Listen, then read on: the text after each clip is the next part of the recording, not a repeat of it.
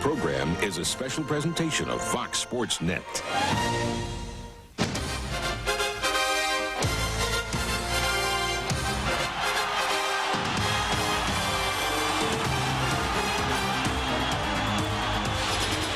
Sammy Sosa has gained the instant respect of his Japanese audience. It appears that Japanese fans appreciate his home run skills and his majestic smile. Known simply as Ichiro, the premier player in Japan, he is determined to show the baseball world that he and his teammates belong. It's the last game of the series for the Major League Stars, and they are looking to complete their successful tour of Japan on a high note before returning home. From the Tokyo Dome in Tokyo, Japan, Fox Sports Net is proud to present Game 7 of the 1998 Major League Baseball Japan All-Star Series as the Major League All-Stars take on the Japan All-Stars.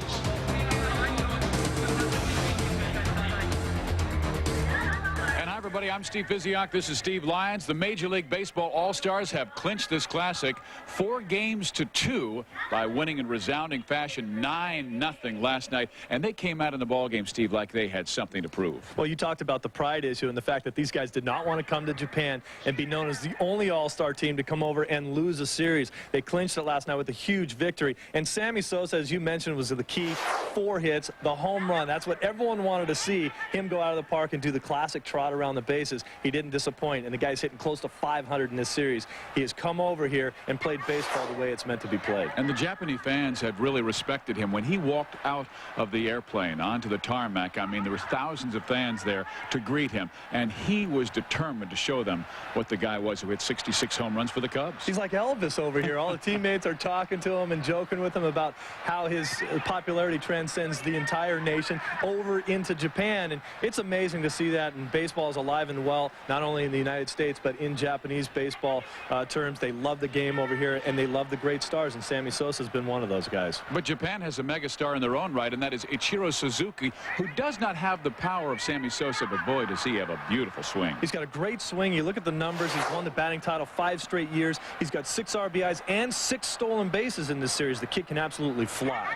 It'll be Ichiro Suzuki against Sammy Sosa. The fans are here, and they have the signs out that say, "I love Sammy Sosa." It's the Major League Baseball All-Stars, led by Sosa of the Cubs, against Ichiro Suzuki and the Japan All-Stars, next on Fox Sports Net.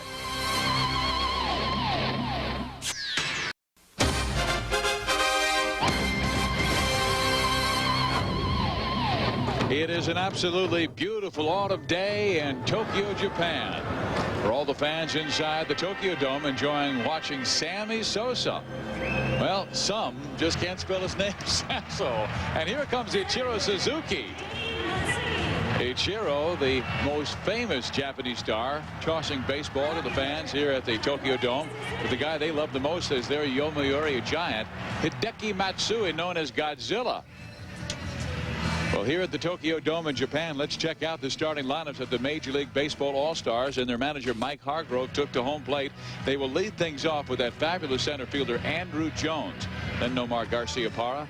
Carlos Delgado will be the designated hitter, 7 for 17 with a pair of bombs. Sammy Sosa's 7 RBIs, had a home run yesterday. Jason Giambi will play first base. He's hitting 500. Then Damian Easley, Garrett Anderson, Javi Lopez, and B.J. Surhoff. On the mound for the Japanese All-Stars will be Satoru Komiyama of the Chibilat Marines. Komiyama has a career record of 80 and 102. You wonder how he ends up on an All-Star team, but ERA of just over 3, so he's pitched much better than his career record. He was 11 and 12 this season. Gave up a lot of hits, 202 innings, 224 hits, but he's around the plate, strikes out a number of guys, doesn't walk too many. Jones smokes one to Nakamura at third. He throws on to Kiyohara at first base, and there's one out. Now, if you're going to be a control type pitcher who's going to keep the ball in the park, give up a lot of hits, you better be playing for a team that scores a lot of runs for you. And the Marines have not been able to do that. You were talking about his record, 80 and 102. An ERA of 3.5 is not bad. That's right. Something's going wrong there. The boys aren't getting it done for him. Well, Sammy Sosa has been getting it done for 4 for 4 in yesterday's ball game. The game that clinched the series for the Major League Stars. They have 4 wins to Japan's 2. Nomar Garcia-Parra. There's a good hook thrown by Komiyama. Garcia-Parra has been suspect to that breaking ball this entire series, which is a little unusual at home. During the regular season, he crushes breaking balls. He was 0 for 5 yesterday, and he swings and misses, and Garcia-Parra is now 4 for 18 in the series. Well, almost every Japanese pitcher has the dreaded forkball. Here it comes. Just the bottom falls out of that pitch, and everybody always says, well, how can you swing at that pitch? It's a terrible pitch. It's in the dirt. Well, when you go to swing at it, it's about thigh high, and then when you get done swinging at it, that's when it's in the dirt. And I defy anybody to stand up there and try to hit that thing. Those same guys sitting in the stand saying, how can you swing at that? There's no way they could hit it. And they've seen some very good ones. Back in 1990, when the Japan All-Stars faced the Major League Baseball All-Stars, to close out the entire series, Chuck Finley and Randy Johnson threw a no-hitter. The first since Baltimore's Pat Dobson pitched it in 1971. And Finley, throughout that game, just had a nasty split-finger pitch. It's one of those pitches where if you hang it, it can get hammered, but if you've got it on, it's just such a tough pitch to hit. It just dives down to the dirt so quick. Delgado fouls it off. 2 balls and 1 strike. I mean, you almost try and give it no spin or a reverse spin. And Komiyama, who does not have an overpowering fastball, he's shown a good curve, good forkball, and good control of both pitches. Satoru again comes to the breaker inside. That's a dangerous location.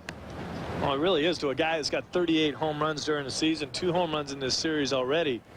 If you miss with that pitch or you hang it, it just sits there on the inside part of the plate, and a guy as strong as Delgado can hammer it into the seats. You better miss in off the plate if you're going to miss. Well, he misses in again, and now here comes Sammy Sosa. Let's listen to the Japanese broadcasters of yesterday's Game 6 home run.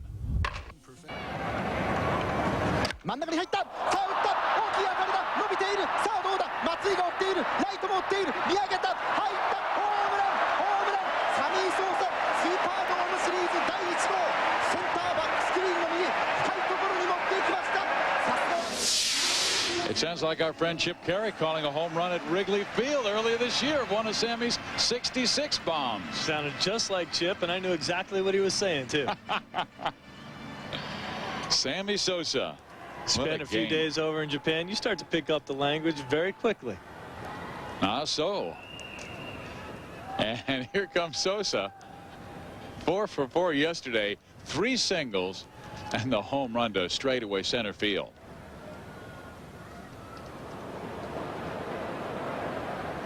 Komiyama brings it again. He is going all off-speed stuff. Now you could hear the excitement in the announcer's voice when he hit the home run yesterday.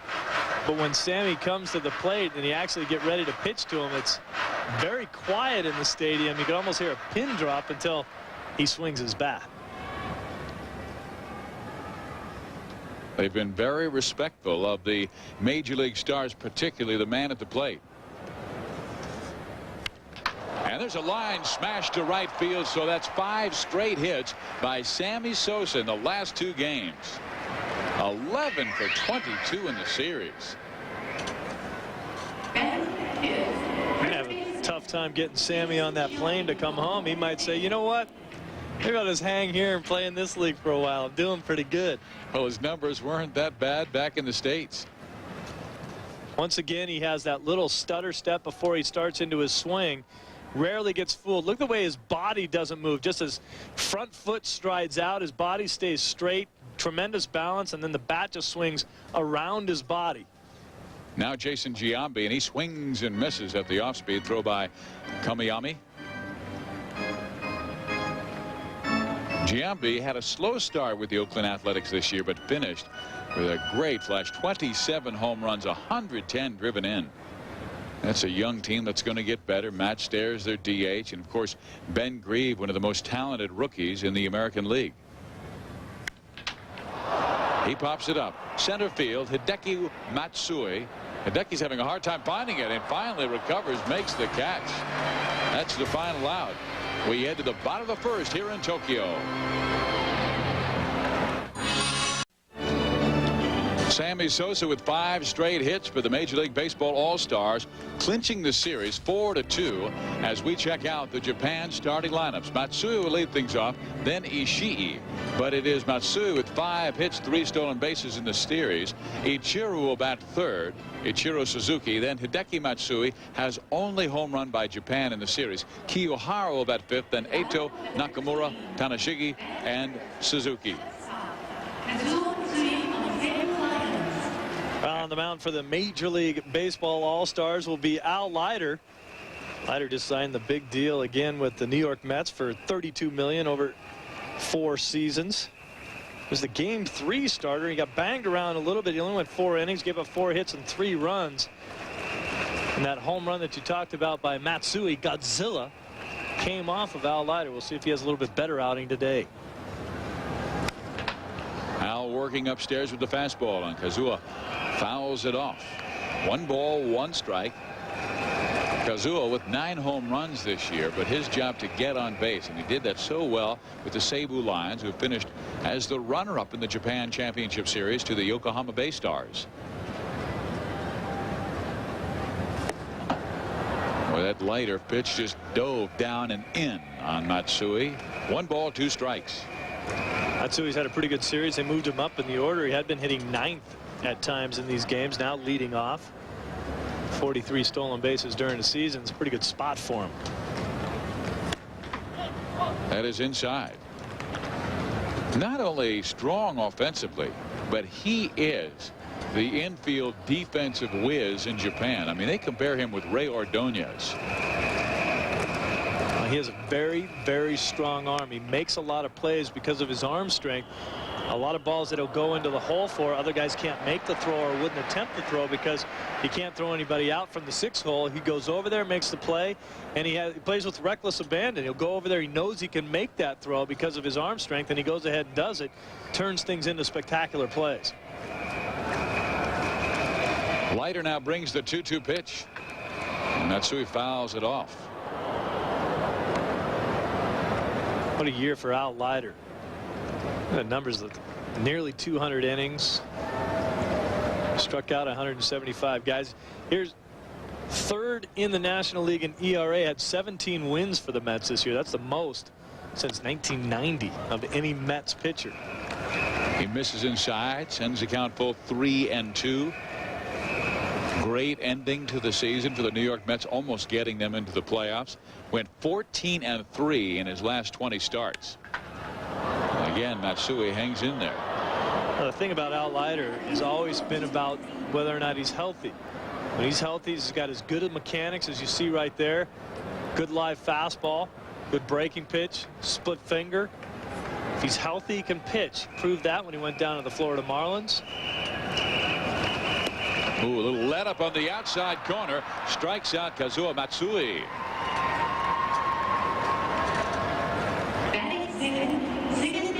Pinpoint control. This little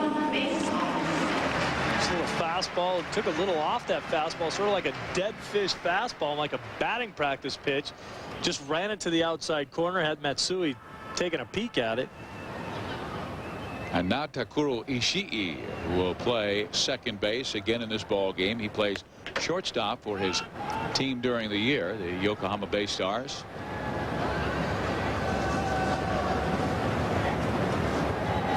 Another guy that can run in this lineup with 39 stolen bases on the season. You'll see a lot of these Japanese players almost running down to first base as they're swinging the bat. Drag the bat through the hitting zone, hit the ball to the opposite field, and run as fast as you can. They have speed in the 1, 2, 3 spots. All 3 guys can run. Matsui, Ishii, and the great Ishiro Suzuki. That is Hideki Matsui, who bats fourth. The guy doesn't need the speed. He cleans things up by hitting him out of the yard. Has the only home run by Japan in the series. And it is knocked to left field and rather deep, racing back in foul territory. Garrett Anderson. You'll watch it go foul. There is Hideki, who plays for the Yomiuri Giants. Great young power hitters in Japan. Yomiuri trying to get back to the Japan Championship Series. They've won 18 Japan titles, 37 league championships. But Yokohama, with the Bay Stars, led by this young man, Takuro Ishii, won just their second Japan championship and their first in 38 years. Leiter tries to get him to chase. 2 balls, 2 strikes.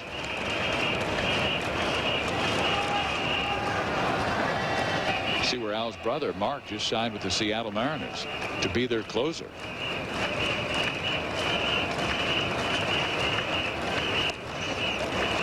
Down sidearm.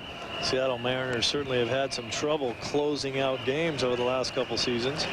Wow.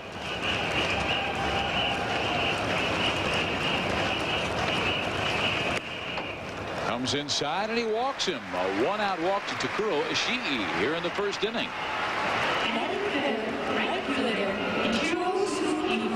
Now the kid they simply call Ichiro in Japan. The Blue Wave, the Oryx Blue Wave, Ichiro Suzuki led the league for the 5th straight year at .358.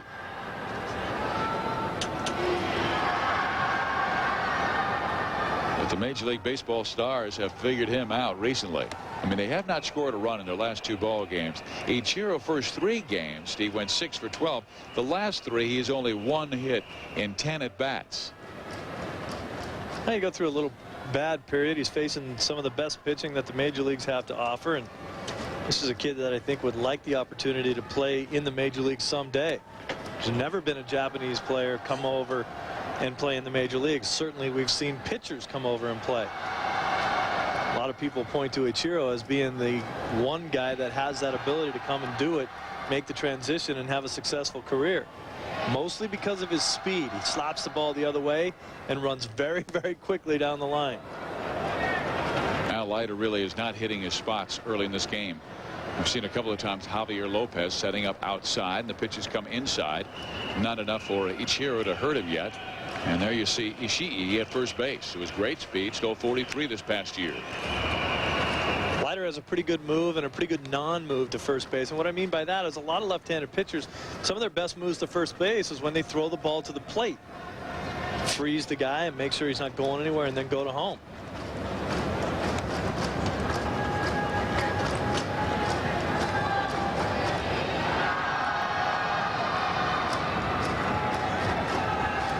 Leiter has fallen behind the great Japanese hitter Ichiro Suzuki, and again it is fouled off. Now it's full 3-2.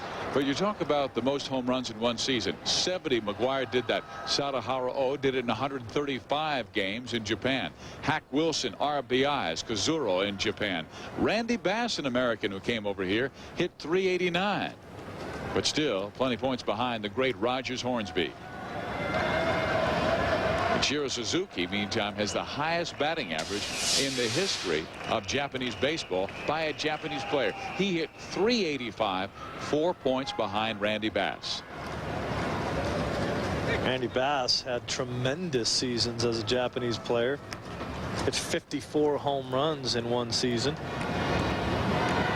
The last 2 games of the year, he was unintentionally, intentionally walked 8 straight times.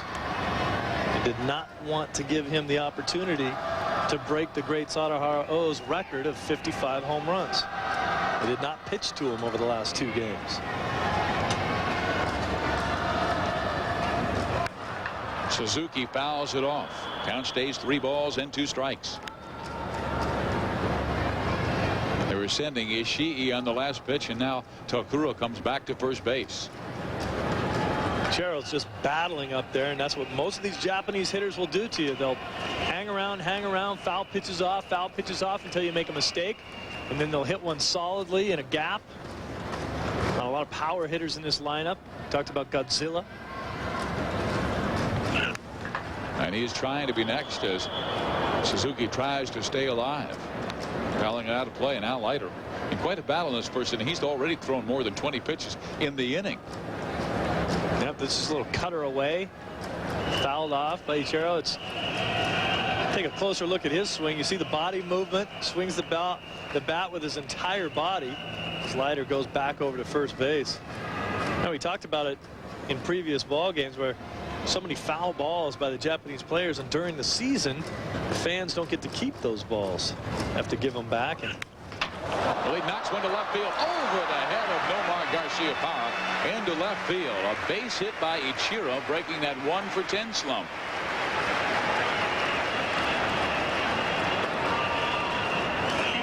Well, once again, he hung around and hung around. He gets jammed by this ball, but just gets enough to get it up over Garcia-Parra's head. See him swing with his whole body, kind of bailing out on his way to first base even before his swing is done. Typical of a lot of the Japanese players, but he loves to hit the ball to the left side of the infield and then use his speed to get himself base hits. Well, they have speed in the base pass. And Ishii at second base, Suzuki at first base, and the power hitter Hideki Matsui at the plate. 34 home runs for Yomamori this year. Smacks the first one foul, out of play.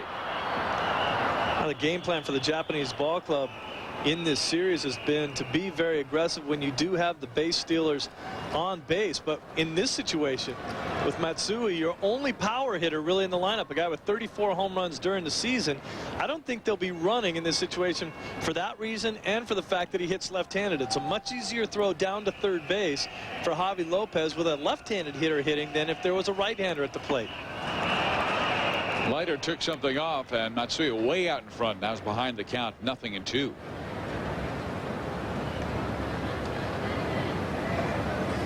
See that same kind of a pitch that we've seen before from Leiter, just taking a little bit off of his fastball.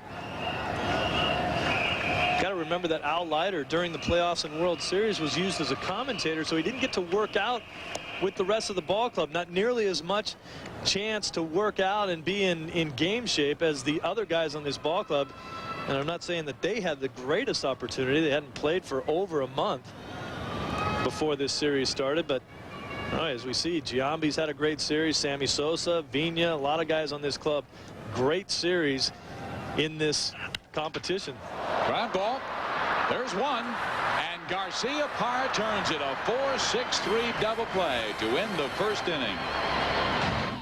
Kings, Saturday at 7 on Fox Sports West.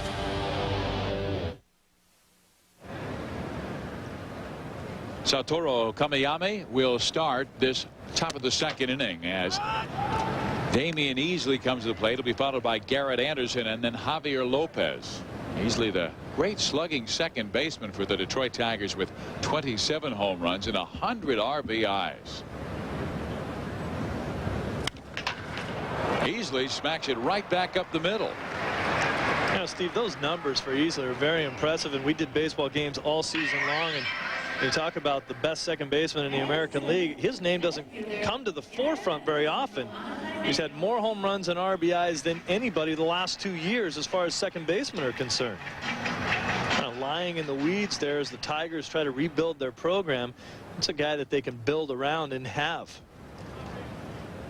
They've got Easley. They've got Tony Clark, a young slugger. And now from the Anaheim Angels, Garrett Anderson. Kamiyama tries to throw Anderson away. That is a pitch that Garrett can handle well. He likes to go the opposite field. 15 home runs this year for the Angels. Most of them in the second half of the season.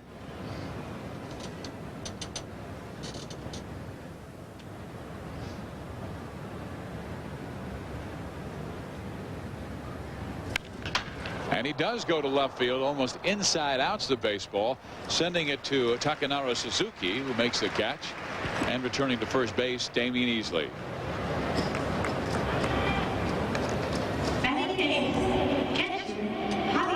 So Kamiyama, who has mainly been a junk ball pitcher to start this game, a lot of off-speed stuff. He'll rarely come with that fastball. That is about 84, 85 miles an hour. And now he faces Javier Lopez. Well, guys that don't throw hard better have one of two other things, either great location or great breaking balls, or both. He is working with Motonobu Tanashigi, who is the catcher. Now, a lot of organizations try to draft guys with great arms, guys that can throw in the mid-90s. Guys that throw straight fastballs 95 miles an hour get hit if they don't have excellent location. We all like to see the guys that throw very hard, guys like Roger Clemens. But Roger Clemens also has pinpoint control, and if you don't have a great fastball, you have to hit your spots. You can get guys out without throwing that hard. Ask Doug Jones. Can't break a pane of glass, but he throws the ball on the corners, sneak a fastball in on your hands. He's got great breaking balls, a great changeup, fools hitters, and gets people out. Komiyama gets that strike across. Now 2 balls and 1 strike to Javi Lopez. Javier, a very good fastball hitter, and Komiyama only about 84, 85 miles an hour, but with good movement. And like you said, his location has been strong early.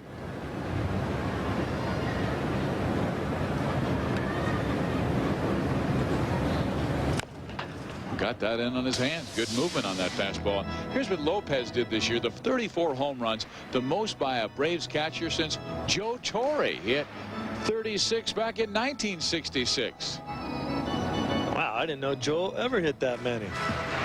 Remember, he was the 1971 most valuable player in the National League and the manager of the year in the American League this season. The world champion New York Yankees. What a season and what a great team that is. Lopez to left field, but not very deep, racing on. Hideki Matsui makes the catch. He will try and double the runner, but it is thrown away. He threw it all the way over the head of the first baseman Kiyohara, and that will allow Damian Easley to go to second base all the way to third base on the play. Godzilla just airmailed that ball. What happens, sometimes you get excited, and when you're still on a run, you see the opportunities. You see Lopez pop this ball up. Matsui's on the run because the ball's off the end of his bat, doesn't go nearly as far. Now he's on his off foot, tries to throw it. He doesn't really get planted. This ball's just airmailed into the seats. You know, the photographer's whale there. And the ruling, of course, is 2 bases on an overthrow from the field, 1 base on an overthrow from the mound. So that's why Easley gets to go all the way to third base. And now B.J. Surhoff steps up there. Lopez pops out to center field. Surhoff, the number 9 hitter, and then back to the top of the order, and Andrew Jones.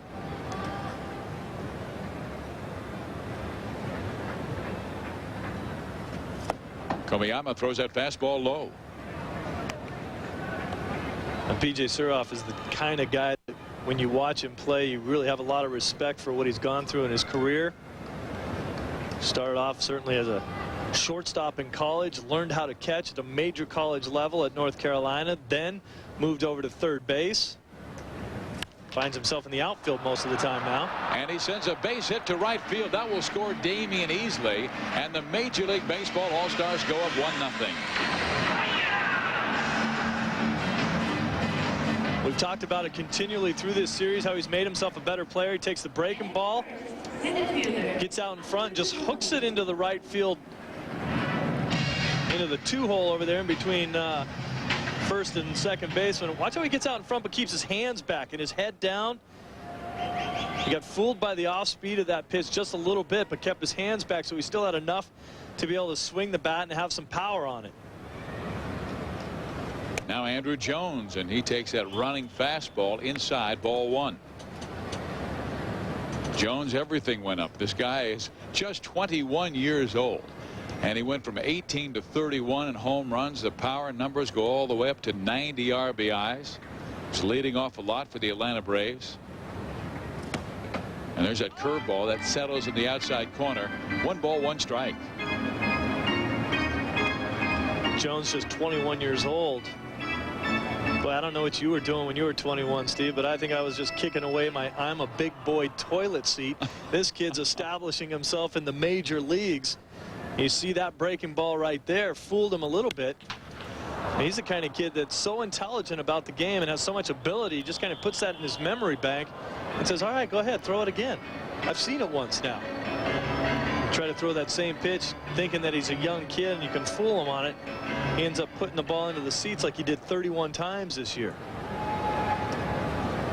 And that's what you have to talk about when you talk about the Atlanta Braves. They not only have gone out and strengthened their ball club by trades, by free agent acquisitions, but by great drafting. A guy like Andrew Jones.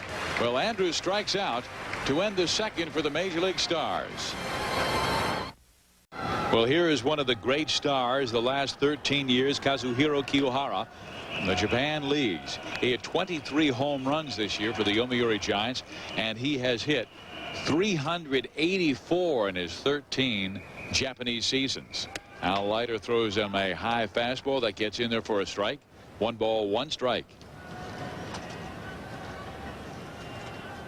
And there's the great manager Shigeo Nagashima, who played with Sadaharu O on the Yomiuri Giants in their glory days, 60s, 70s.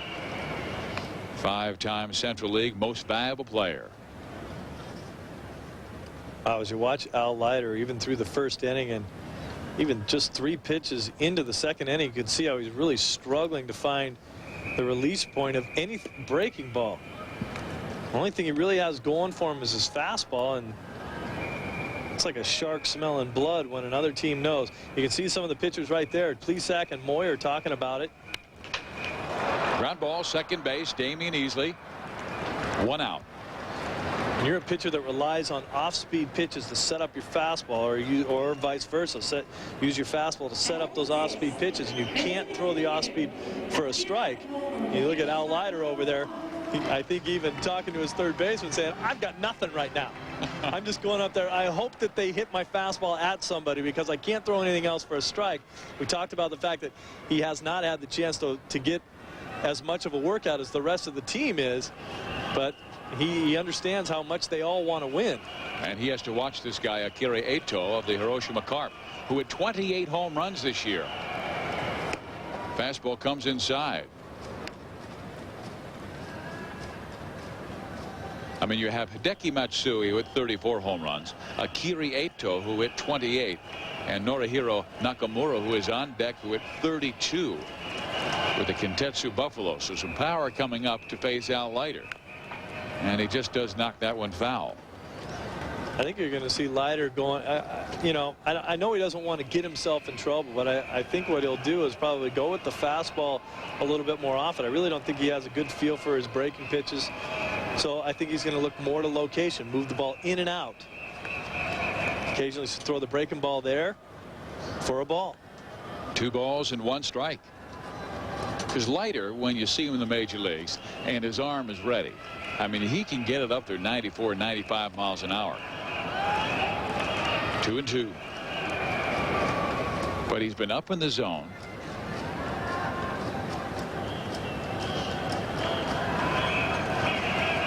Dan Plesac, Kevin Millwood watching in the Major League Stars dugout.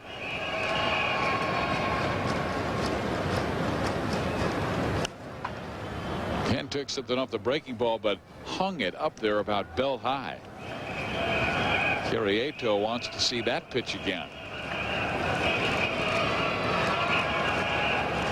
See the spin of the ball, just not a real tight slider there. The ball kind of hung up in the middle of the zone. Fouls it off again, stays 2 balls and 2 strikes. Leiter, part of the Florida Marlins World Championship in 1997, really pitched well against the Atlanta Braves and the Cleveland Indians. And then the year before that, 1996, threw a no-hitter against the Colorado Rockies.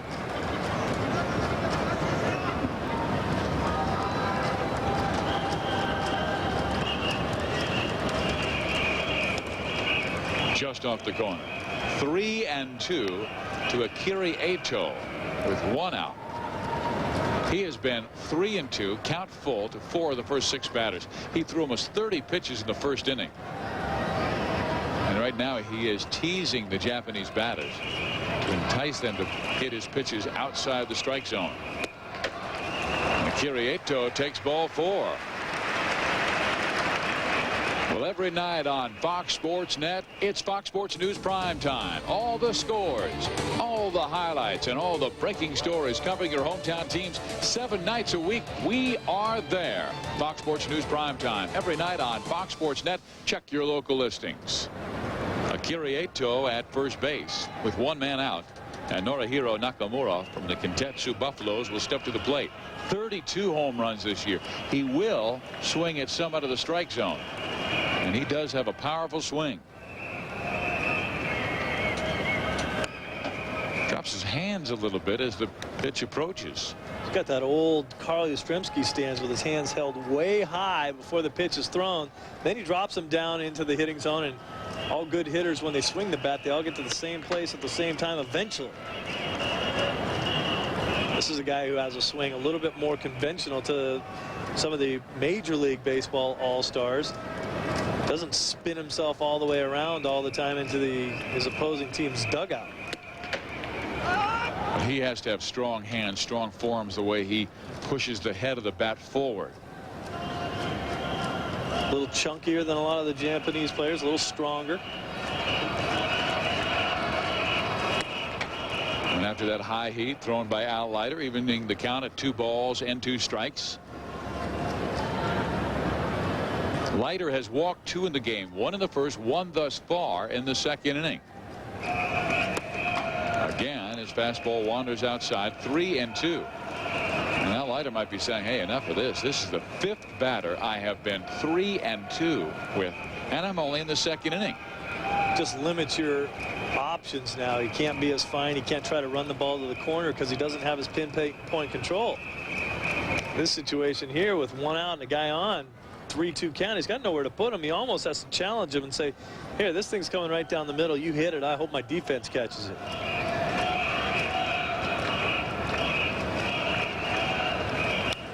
Nakamura knocks it foul. Swung a ball 4 right there. It's like I said, you start to smell blood as a hitter. When you know the other pitcher out there doesn't have his good stuff, can't find the release point on some of his pitches, and you know pretty much the only thing he can get you out with is his fastball, you start getting a little bit over aggressive. You see a fastball, you start swinging at it even if it's out of the strike zone. You can actually help a pitcher who's in trouble by being a little bit too over aggressive. Guys that are wild within the strike zone can be very effective. Guys that are all over the place makes it a little tougher. Leiter with the 3-2. Nakamura rips it to right field and deep. Driving Sosa back to the wall. It's off the top of the wall. Racing around is Akira Ito. They will hold him at third base. He just missed Japan's 2nd home run of this series.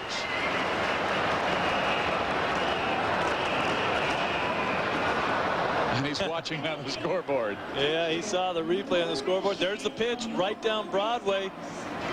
Nice opposite field hack right here. This ball hits about a foot from going out of the stadium. Just off the top of the wall. Gets past Sammy Sosa, but how quickly he gets the ball back in. A lot better balance. Look at the balance in his swing. Not the typical swing that you've seen from a lot of the Japanese players spinning themselves around, ending up facing the opposite direction. Much more powerful swing. So Leiter in a jam in the second inning. His Major League All-Stars leading 1-0, but he has runners on second and third and just 1 out. And Matsunobu Tanashiki coming to the plate.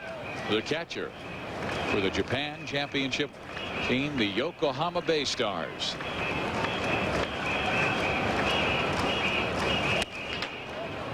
Tanashiki takes high, 1-1. Tanashiki, another one of those guys that's on this club because he's a great catcher. Best catcher in the Central League this year. Average of .254. Been 10 years in the league. And he chops one towards first. Giambi looks home, then goes to first. And Japan has tied this game on the RBI groundout by Tanashiki, bringing home Ito from third.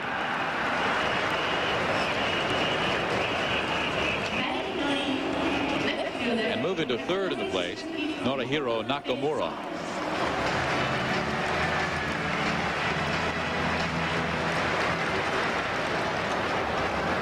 So the walk comes around to score. Al Leiter has walked 2 in the game. Now Takanaro Suzuki, the MVP of the Japan Championship Series, as his Yokohama Bay Stars beat the Seibu Lions. And he lifts it to left field. Garrett Anderson right there at the line makes the catch. And we are through 2 here in Japan. Welcome back to the Tokyo Dome. I'm Steve Physiak along with Steve Lyons. You're watching the 1998 Major League Baseball Japan All-Star Series on Fox Sports Net. Due to time constraints, we move ahead to further action. Bottom of the 3rd inning now, and Al Leiter to face the leadoff man Kazuo Matsue, the shortstop of the Seibu Lions. Leiter has really labored through the first 2 innings. And again, he is up in the strike zone, but ahead in the count against Matsue. Of course, once again, we don't want to scare you with those numbers at the bottom of the screen. They are in kilometers per hour. Throw a pitch 140 kilometers per hour is about 87 miles an hour. Kilometer is 62% of a mile.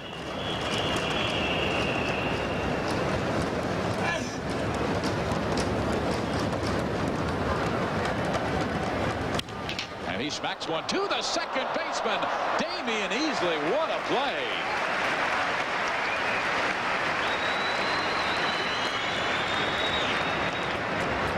Once again, the Japanese hitter is very good at going the other way. Just drags his bat through the hitting zone easily with a nice jump. Great diving play to his left.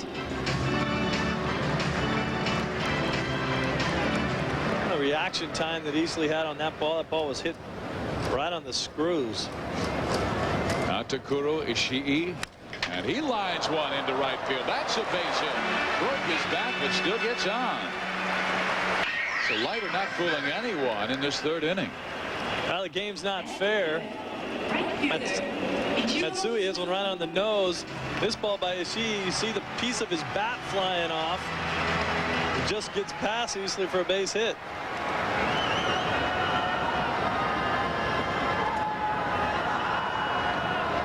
Now the great star of Japan baseball, Ichiro Suzuki.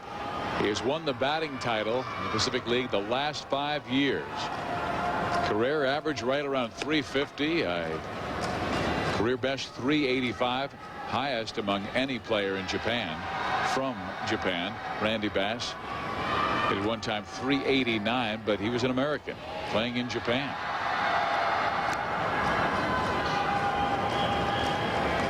Leiter paying attention to the speed of the Japanese All-Stars. Stolen a lot of bases in this series. Ishii stole 43 this year. And that ball is smacked towards right center field. Watch Ishii run. Racing around to score, Takuro Ishii. Suzuki goes to 3rd in the play with a triple.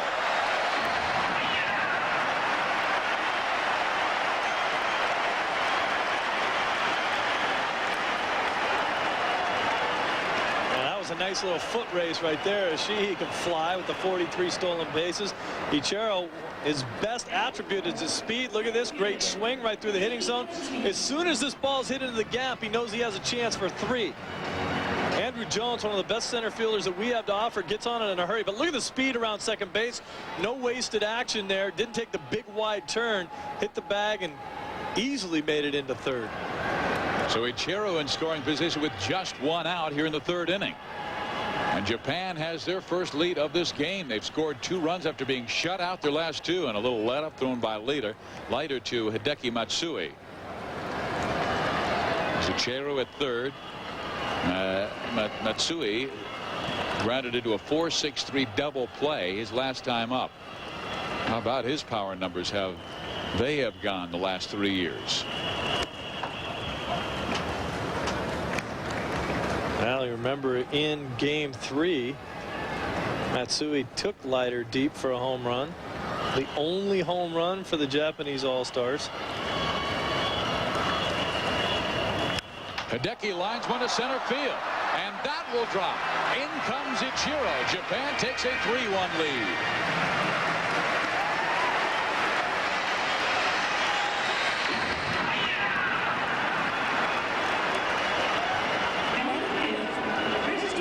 just another carbon copy swing in slow motion. You can see how long the bat stays through the hitting zone. A guy with a lot of power just sort of dumps this one into center field. I fooled a little bit, just dropped his hands down and got the bat head through the zone and onto the baseball just to dump one into center for a base hit. Now Kiyohara, and he fouls it off. The Major League All-Stars have already clinched this series by winning 4 games in this 7-game classic. But Japan wants a measure of revenge, and they have a 3-1 lead against Al Leiter in the 3rd. Leiter brings it, and again it's a high fastball. He has not thrown that many fastballs below the belt in this game. He's having a lot of trouble with location and feel of pitch. Hey, Kiyohara's 384 career home runs. Not the best guy to be standing at the plate for a pitcher who's struggling right now in Al Leiter. 37 home runs in 1990, 36 in 92, and Kiyohara strikes out. And that, Steve, is just a fastball pretty much right down the middle. He just blew it by him.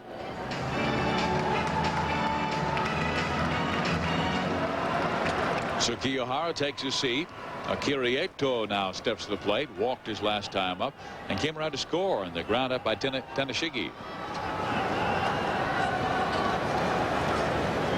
That's a pretty impressive graphic right there. Ito, 28 or more home runs in each of his last 6 seasons. Leiter got it in on his hands. A nice play by Nomar Garciaparra. But Japan now has a 3-1 lead.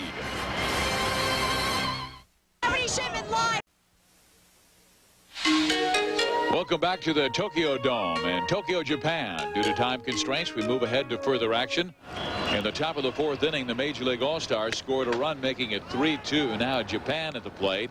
In the bottom of the 4th inning, Al Leiter, who struggled through the first 3, will face Norihiro Nakamura. Doubled his first time up. And takes a high fastball. Again, Leiter has been up with just about every pitch. As you're talking about, Steve, he had trouble locating his breaking ball. So he's just spotting his fastball right now. And throwing that one right by Norihiro. Yeah, he's hoping that he can throw his fastball by a few hitters because, as we mentioned earlier and throughout this entire game, now into the 4th inning, he has no feel for his breaking ball right now. Can't throw it for a strike, and so he's just relying on location of his fastball. Broken bat, looper to left. Nakamura is on with a base hit. Boy, Leiter having to get out of the way when that bat broke. A piece just flew right by him.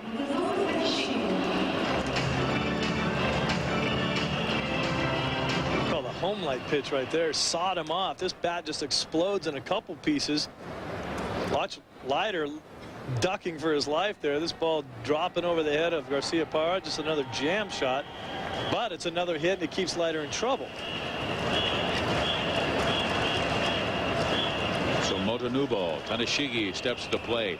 He drove in the first run by grounding out to first base. 1 run in the 2nd inning for Japan, 2 in the 3rd inning. Japan suddenly playing a little bit more conservatively, trying to drop the bunt down to move the runner over in a 3-2 game. Nagashima of the Yomiuri Giants, their longtime manager and star there, watching Tanashigi dig in, and he takes high.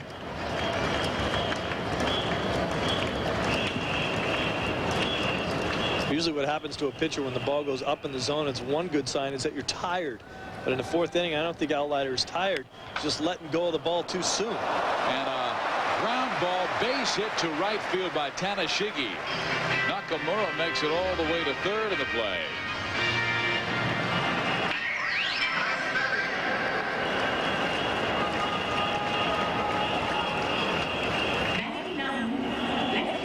Once again, going the other way. Fastball up in the strike zone. Japanese hitter doing what they can do with it, just slapping it the other way into the holes in the infield. So 2 on for Takanaro Suzuki. They just peck away, peck away, peck away, and hope to get to the point in the order where one of the big guns can possibly pop one out of the yard. Well, here's one of the big guns in Suzuki. And Leiter really popped that fastball almost 90 miles an hour. But you do not have to hit the ball out of the park in order to score runs, and the Japanese players know that too. Suzuki slams it to left. That's a base hit. Anderson will try and hold him to just one, but coming in to score is Nakamura.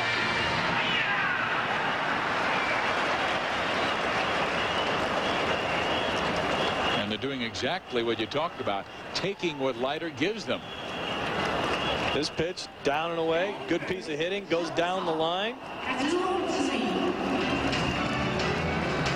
Keep harping on the same point, but notice the fact that he went the other way. Not too many of the Japanese hitters up there trying to pull the ball. And certainly not the guy at the plate now, and Kazuo Matsui. So Leiter, perhaps it is Javi Lopez trying to give the bullpen some time to warm up, because clearly Al does not have it in this game, down 4-2 to Japan. And the star of the Seibu Lions, Kazuo Matsui, now staring in the face. Kazuo only 5 for 22 in the series, but hit .311 this year, and the MVP of his league. Switch hitter. Both sides of the plate now. Leiter, the lefty, moving to the right side. Just barely off the corner. Saying I need help here. I don't think he was trying to bunt either. I think that was some kind of decoy. That didn't look like if the pitch was a strike and he wanted to drop it down. I don't think he would have. Steve, they've got a chance for a big inning here. I mean, you've got the Major League stars down by 2 runs. They show the bunt. 2 balls and no strikes. Perhaps he's just trying to get on for the big hitters like Ishii, Suzuki, and Matsui. Not only that, like we talked about before, if you're a hitter up there, especially in this situation with the guys on, you fake a bunt, you get the defense to move around a little bit. Then, now with the count 2-0, go ahead and swing away. Move people around. Giambi has to come in. Might just be taking a strike. The count is 3-0 now. And you'll see little leaguers do this, where they'll show bunt, always taking, just to give the pitcher something to look at. And that's where that move should stay in Little League. Because he clearly is not trying to bunt. He has shown it all 3 times. He does not show it here, and walks on 4 pitches. So Leiter really falling apart in the 4th inning, giving up singles to Nakamura, Tanashigi, Suzuki, now walking Matsui. And the bases are loaded for Takuro Ishii. Here comes Leo Mazzone to have a little conversation. And Giambi, Surhoff, everyone's coming in there. And probably if you read Al Leiter's lips right now, he'd be saying, "Help me, Mr. Wizard." Only you. Got no feel of the break ball. Leo saying, "Hey, give me what you got here. Go right after these guys. We'll try to get you some help. Throw strikes." Well, Mike Hargrove and Cookie Rojas talking about where they want the defense to play. Bringing the corners of the infield in even with the bag and pushing the double play combination back a little bit. Saying turn it if it's up the middle. If the ball's hit to one of the corners, they'll probably come home. And they have to because of Ishii's speed. He and Suzuki, who will follow, really blazers. And Leiter throws up high. 1 ball, no strikes.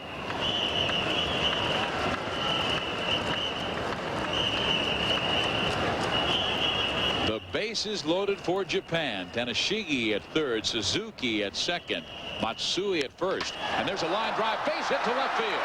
Garrett Anderson plays it in a couple of hops. They will send the runners. And to score, it is 6-2 Japan.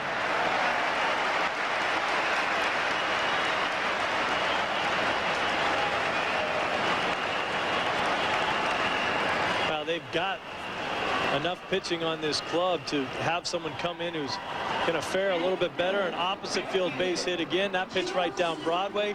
No place to put him. Had to throw him a strike.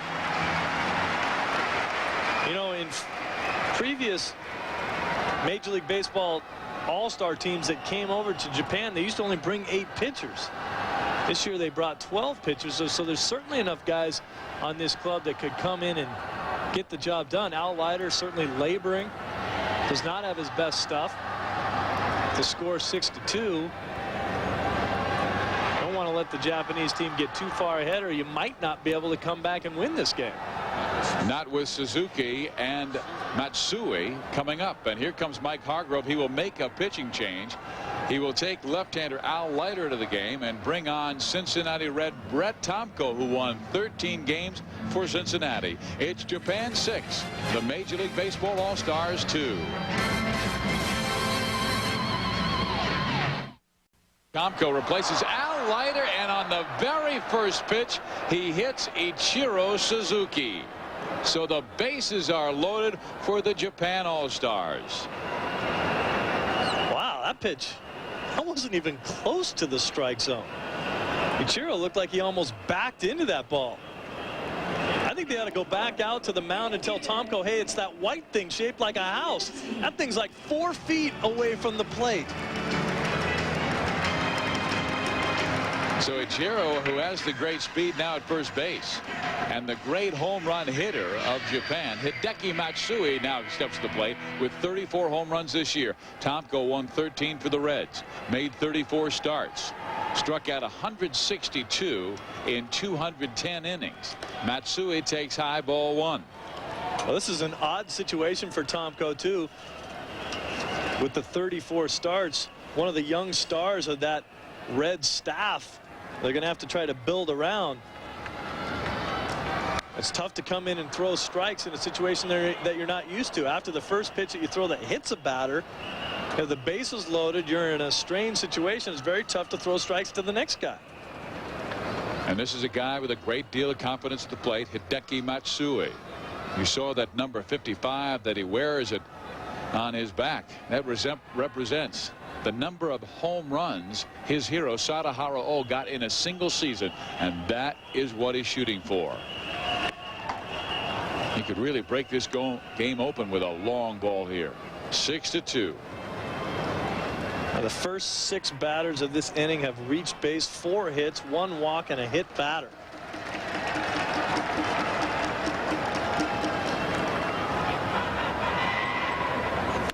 Again, a high fastball. Leiter was high with all his fastballs.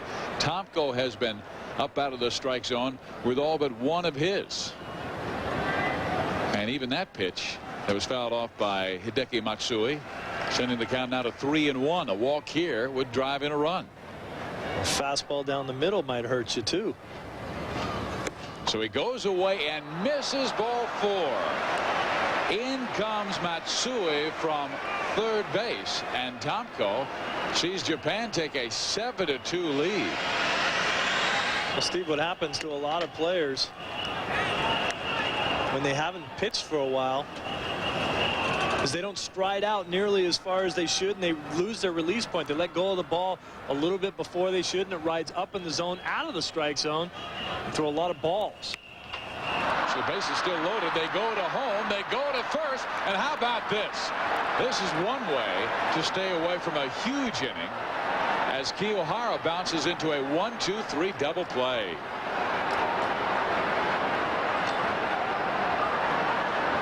Nobody out, bases loaded. They're still happy that they scored the run, but the double play there on an excuse-me swing is not what the Japanese All-Stars were looking for at that point. 7-2, that makes the score. Boy, you have the Major League All-Stars on the run. Bases loaded, nobody out. Every guy that's come to the plate has gotten on somehow. And then you take an excuse-me hack and bounce one back to the mound. That's not good. Ichiro now at third base. And Akira Ito, who was 0 for 1 in the ball game, walked his first time up and scored Japan's first run. Grounded out to end the third. And he takes a strike from Brett Tomko. 7-2, the largest disadvantage that the Major League All-Stars have had in this series.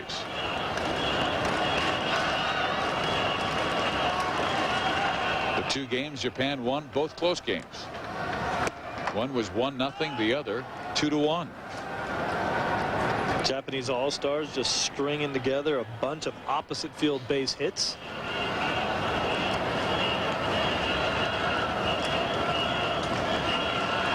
And here's a guy who can turn a fastball in a hurry, Akira Ito. He again is one of Japan's great sluggers, 28 home runs this year. And Tomko tried to get him to chase. Did he go around? No. 1-2. Wow. There's Shigeo Nagashima, 6-time batting champion. Sadaharu, who was his teammate and the great Hall of Famer, is the manager of the Fukuoka Hawks. And he played in Tokyo, Fukuoka, and also Osaka. They're in this 7-game series. Lose that fastball right by Akira Ito. But 4 runs come across for the Japan All-Stars. Sammy Sosa right next to Nomar Garciaparra. The Major League Baseball All-Stars find themselves down by 5 runs. And here is leadoff man Andrew Jones popping it up. And Tanashiki right there will make the catch for the first out at the top of the 5th inning. A weeknight on Fox Sports Net. Check local listings. There's a chopper up the middle, backhanded by Ishii. What a nice play. Well, that's the arm of a shortstop playing at second base. A guy could be able to range up the middle that far. Garciaparra having some tough luck this whole series, all the way up the middle. Look at Ishii on the other side of second base. Great arm back across his body, nailing a guy who runs very well down the line. That's a tremendous play. That is a major league play right there. So 2 outs in the top of the 5th inning. And right after the Japan All-Stars scored 4 runs in the bottom of the 4th. The Major League All-Stars have really been turned back by Komiyama. Now 2 pitches and 2 outs. That's why Carlos Delgado took a long time to get to the plate. Let his pitcher, Brett Tomko, who just came into the game, get a little bit of relief over there. And last thing you want is a 3-pitch inning after you just got your brains beat in the other half. And Carlos will take the first pitch, even though it's a strike. That's a team player. Well, we saw yesterday after the Japan All-Stars took 2 of the last 3. It's almost like the Major League All-Stars came in with a chip on their shoulder with something to prove, and they won 9-0, clinching the series 4 wins to 2. This game far from over in the 5th inning, but Japan has a commanding 7-2 lead. And right now, with the series over, technically as far as a winner, this game means a lot more to the Japanese All-Star team than it does to the Major League All-Stars. Be nice to win this game and have a 5-2 advantage, but even if you lose it, it's a 4-3 advantage. Komiyama barely misses with the breaking ball. 2 balls and 1 strike. So Delgado has given Brett Tomko a little bit of a breather by taking 3 pitches, 1 more than the first 2 batters saw, Jones and Garciaparra. And now Carlos turning on that pitch. It's 2-2. Some Major League stars who have played in Japan. How about Larry Doby, a Hall of Famer, and Don Newcomb. Pepitone played in '73. Matty Lou from '74 to '76. And Reggie Smith played here 2 years. So did Cecil Fielder, who had to come here to have great things happen. Hit 38 home runs, came back to the States, and hit 51 for Sparky Anderson's Detroit Tigers. I wonder if Joe Pepitone wore his wig over in Japan. I don't know about that, but I do know some names that a lot of Major League fans haven't heard about. Did some great things here. And that ball is belted foul, like Randy Bass at .389, the highest average in Japan history. 54 home runs to go along with it. 1 shy of Sadaharu, and they weren't about ready to let an American break his record. Sammy Sosa hit 66.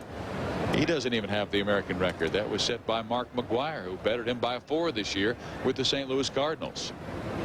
The 3-2 to Carlos Delgado, and he rips that to right field, a base hit.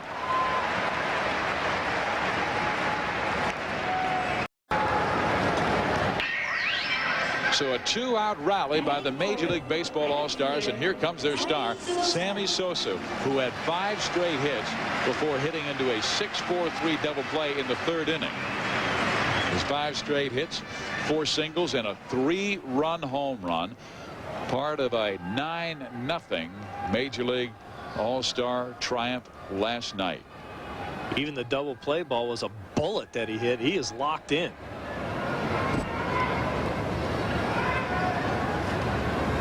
Komayama brings that fastball only at 84 miles an hour, missing the outside corner 1-0. Second most in National League history to McGuire. 158, fourth best in the National League. Great Hack Wilson of the Cubs had 190. And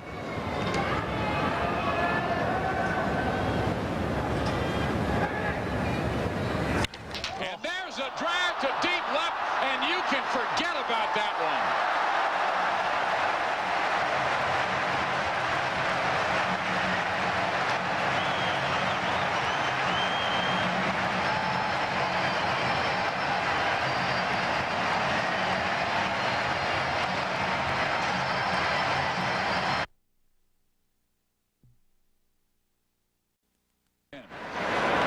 What these Japanese fans were expecting when they knew that Sammy Sosa was going to come over and play in this series, but they certainly have not been disappointed with that man's performance. Hitting close to 500, and now Jason Giambi steps up. So Sosa. Sammy in this series, as we mentioned before, took a long time before he started hitting the ball out of the yard. He did hit a home run in his first at bat in the exhibition game. Good curveball by Komayama. He was hitting the ball all over the ballpark. He went up against the wall a couple times. Here's another replay. That is a fastball down Broadway, not very fast. The home runs that he's hit here have not been very long, but man, have they gotten out of the stadium quick. Giambi takes it inside. Look at this swing. Oh my goodness. There's strength in his thighs as he swings the bat. Someone's going to get hurt out there. And look at this, a bomb to right, and this one is way out of here.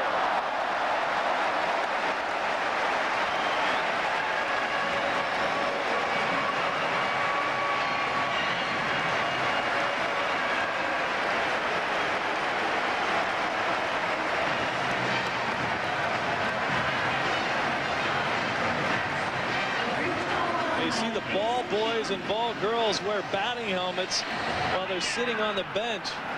You see them in the background right there. I think some of the fans ought to put some helmets on out there, the way these missiles are flying around in the outfield.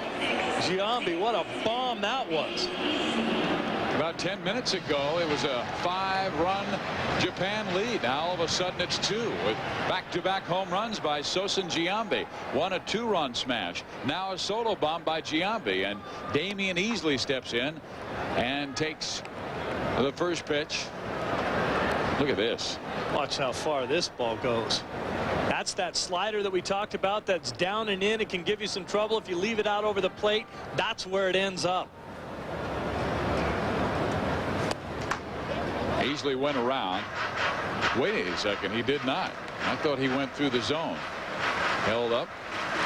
Garrett Anderson from the Anaheim Angels, hoping that he can be next. Sosa started the rally with a 2-run shot, and then Giambi hit a solo blast. In there, 2-1. I'll tell you, I think the key to this inning, even though the home runs are huge, Carlos Delgado coming up, working the count after the first 2 hitters were out on 2 pitches. Comes up, took some pitches, worked the count a little bit, extended the inning. All this happened with 2 outs. 2 balls and 2 strikes. Remember, he forced Komayama to throw 8 pitches in that Delgado at bat. Sosa comes up, hits a home run. Giambi follows with a blast, and now Komayama's lead is just 2.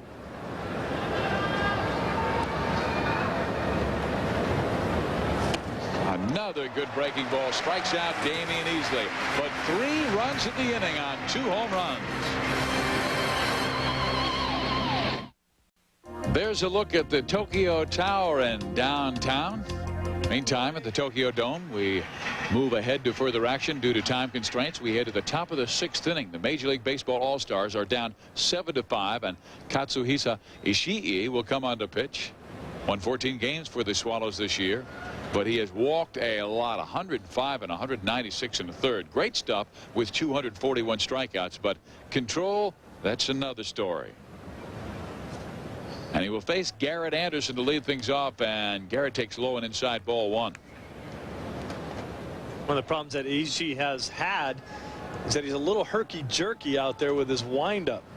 As most Japanese pitchers will do, he'll pause, but then he's very abrupt on his way and his delivery to the plate. Forces him to lose his mechanics at times, and the ball can get all over the place. There's the pause, and now watch how quickly he goes through the rest of his windup. And he has quickly fallen behind Garrett Anderson of the Angels. 3 balls and no strikes. I mean, when you have a 2-run lead, the last thing you want to do is walk the leadoff hitter. And here is Garrett Anderson.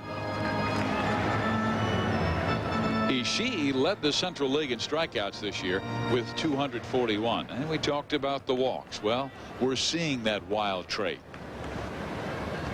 There is Gondo, the manager of the champion Yokohama Bay Stars. And Garrett Anderson walks, taking inside ball 4. Well, Fox Sports Net is going deep, taking you inside the headlines and inside the biggest stories for Inside New Jersey. Javi Lopez steps to the plate. 34 home runs, 106 driven in for the Atlanta Braves this year, and having quite a series.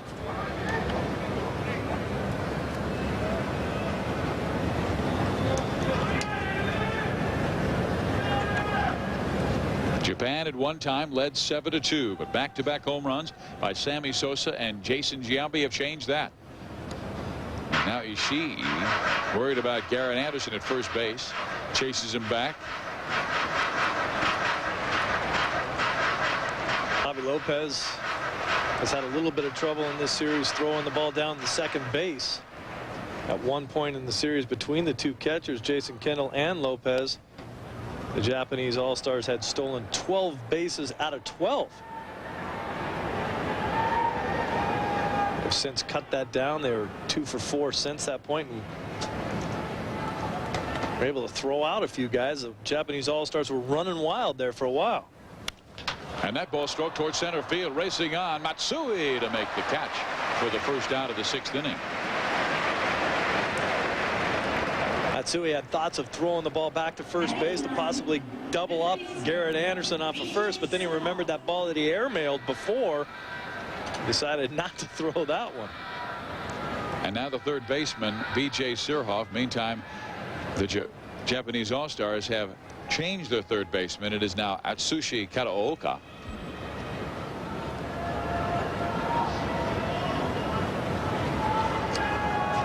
Japan scoring a run in the second, 2 in the third, and 4 runs in the 4th inning. Surhoff takes low and outside. I mean, when he has been out of the strike zone, he's been so far out of the strike zone, and you don't give yourself a chance with the umpire. And when you're a left-handed hitter facing a guy that's wild like that, it gets a little scary up at the plate. I don't care who you are. B.J. Surhoff's been in the league a number of years. When you got a guy like Ishii up there throwing the ball all over the place, it can make you a little nervous. And again, he misses badly inside. He's fallen behind 2 balls and no strikes. It is Tanashigi, one of the best defensive catchers in Japan. He's voted as best defensive catcher in his league this year. And that ball's knocked to right field. A base hit. Garrett Anderson turns second base. He will hold there. Chero in right field, known for the good defense and great arm. On the turf here at the Tokyo Dome, the ball scoots out to the outfielders very quickly. So with Surhoff getting the hit into right field, Garrett Anderson doesn't try to get to third base.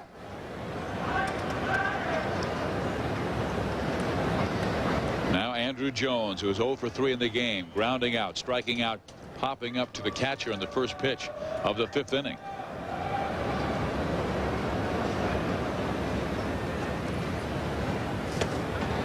Jones checks his swing. Did he go around? Yes, he did, and he's behind the count, 0-1. Kazuhisa Ishii on the mound, and you see the way he throws, how he can be difficult to read, but he's just been so wild to start this inning.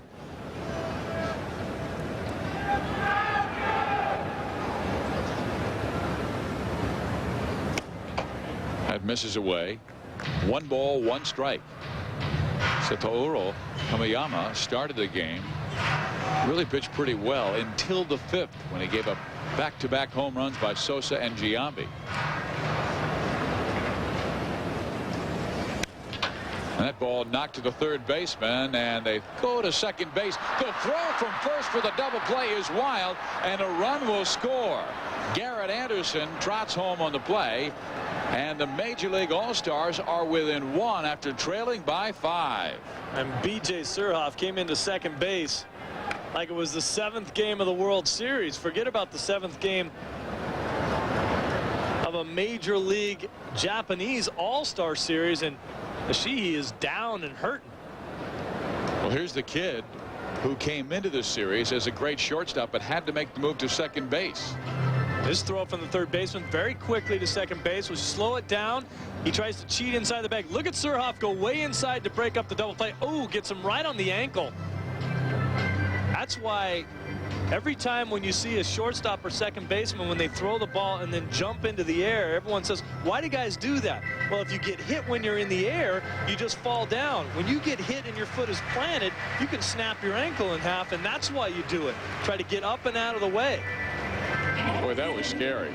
Surhoff got to Ishii before he could get into the air.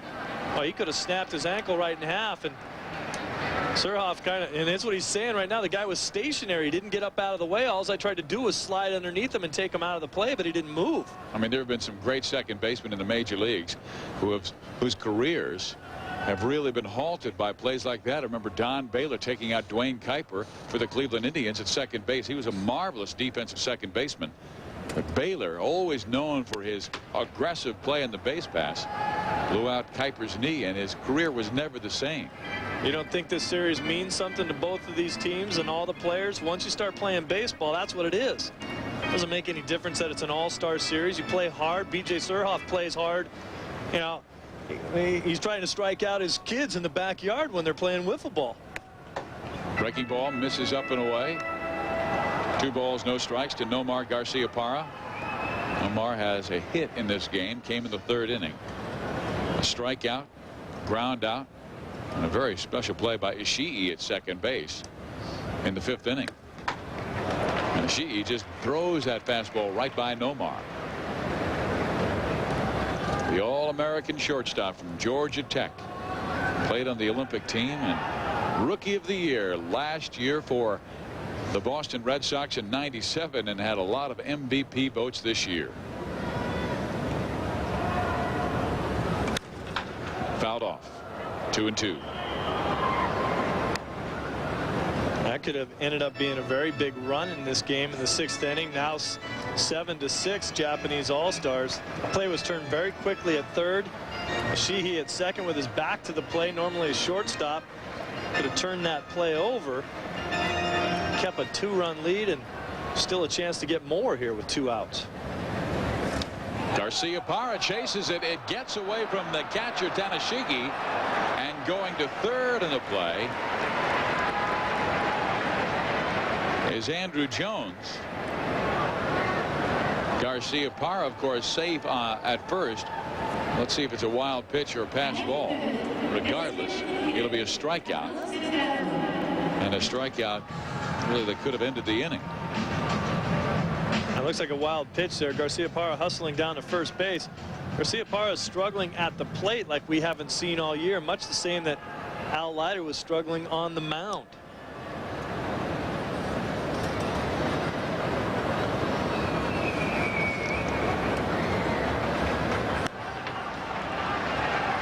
Well, that will do it for the second baseman Ishii. Remember, he was taken out of the double play by B.J. Surhoff, and now he will come into the game.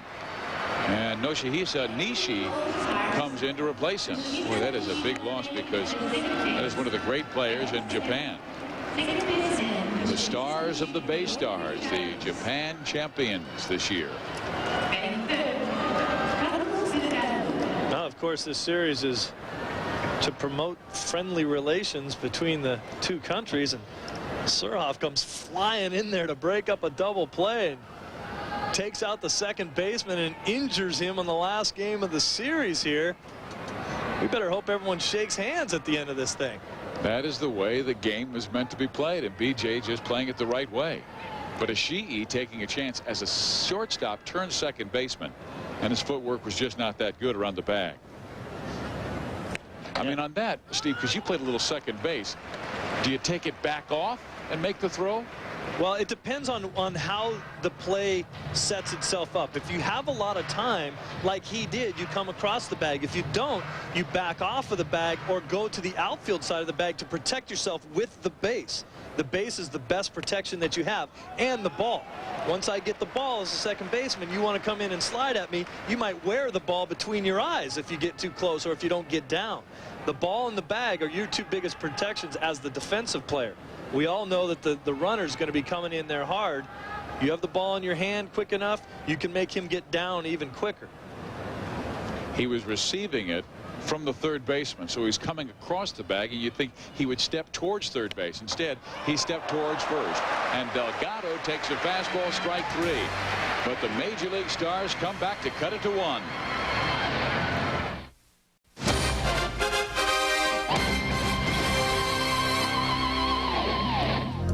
There's the bullet train going past Mount Fuji near Tokyo, Japan. And due to time constraints, we move ahead to further action. It is a 7-6 Japan lead. Top of the seventh inning, Sammy Sosa will lead things up. He has singled and hit a two-run home run. That got the Major League Baseball All-Stars rally started in that fifth inning. A two-run blast by Sosa and then a monster solo home run by Jason Giambi. And Sammy takes that pitch by Ishii way outside, ball one. Ishii's control has really been marginal. He struck out Garcia-Parra and Delgado to finish the sixth inning. But even on the pitch to strike out Garcia-Parra, it was wild in the dirt, went back to the screen, and Nomar reached.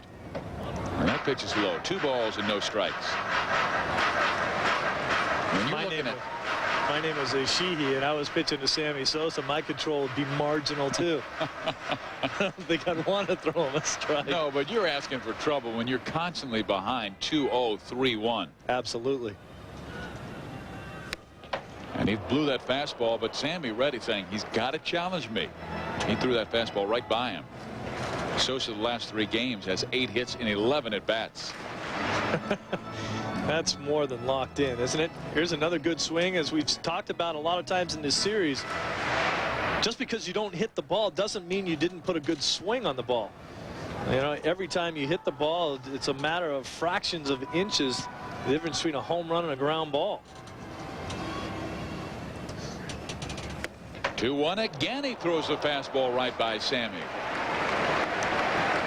The only difference there is Sammy got a little bit big. Watch his head pull out. Remember his concentration? Look at the head pull off just a little bit there, where in other at-bats we saw his eyes looking dead at the baseball at point of contact, just coming off, getting a little bit big after the 2 home runs on successive days. Sosa had some of that kind of a problem during the regular season. When he started to hit a lot of home runs, he started thinking that he had to hit even more home runs to try to pass McGuire. That's when he'd back off a little bit, go a few games without him, then he'd get back within himself and start hitting him again. But so many of his home runs that were chasing McGuire were big hits, like home run number 63, hit a grand slam in a 2-2 ball game in San Diego to win that ball game late. Now he's worked Ishii full 3-2. Got the Cubs into the playoffs this year by way of the National League wild card. And he takes high, ball 4. So Ishii, like he did the last inning, walks the leadoff man. And it is a guy with speed in Sammy Sosa. Well, that's the first walk issued to Sammy Sosa in this entire series. Now, Sosa walked 73 times during the year, which is far more walks than in any other time in his career, and that's one of the reasons why he's a much better player now. Much more patient at the plate, will go the other way, and he'll take a walk. How about this guy, Jason Giambi, the Long Beach State 49er?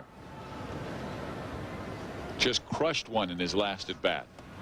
And Ishii, knowing that does not come fastball, he lets up a lot, and Giambi way out in front, strike 1.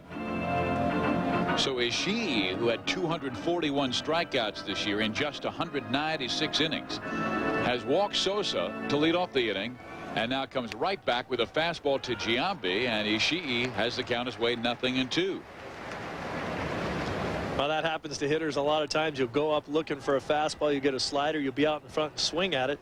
Next will be a fastball right down Broadway you don't swing at because you're looking for the slider. And there's a slider in the outside corner. Ishii strikes out Giambi on just 3 pitches.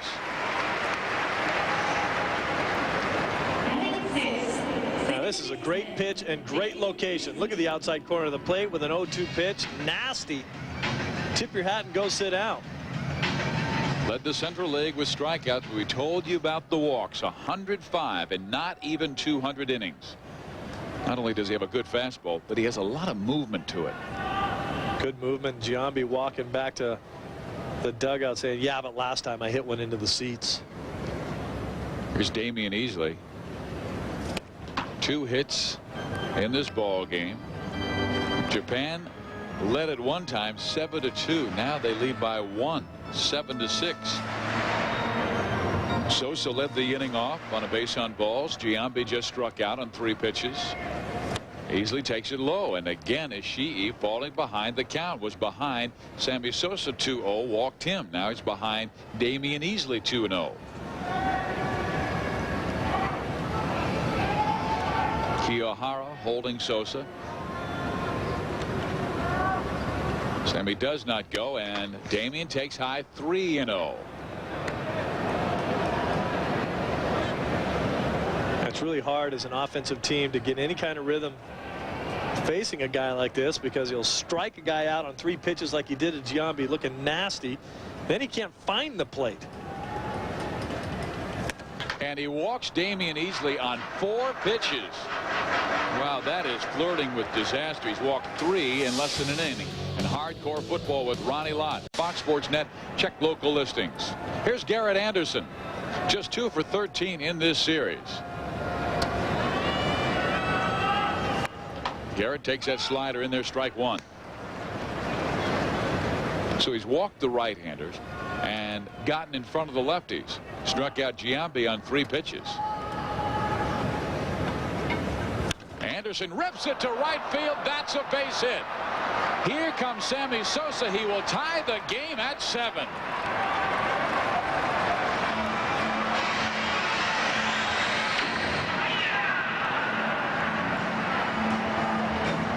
Well, Steve, you talked about the movement on the pitches. This is a ball that hangs. It's a hanging slider. What happens when you hang a slider is you don't stay on top of it as a pitcher. You get off to the side of the ball. The rotation doesn't spin nearly as quickly and as tightly, and the spin does not create the break of the ball. The ball hangs up in the strike zone, and guys like Garrett Anderson smoke those balls into the gap for hits and RBI singles. And how about this? The Major League Baseball All-Stars have climbed back from a 5-run deficit to tie this game at 7. Well, it's a good thing they did, because it reminds us of all the way back in game 1 of this series when me and you predicted a explosion of offense from this team. So when they make you look good, it just feels good. That first time up by Sammy Sosa against the Yomiuri Giants, hit a home run down the right field line, and he has continued his great hitting in the All-Star series as well. Now Javier Lopez, 5 hits in the series. He is 1 for 3 in this game, a single back in the 4th inning. Now Ishii brings the pitch, and it is belted back up the middle, a base hit. Here comes Damian Easley. He will score, and the Major League Baseball All-Stars, once down by 5, have the lead.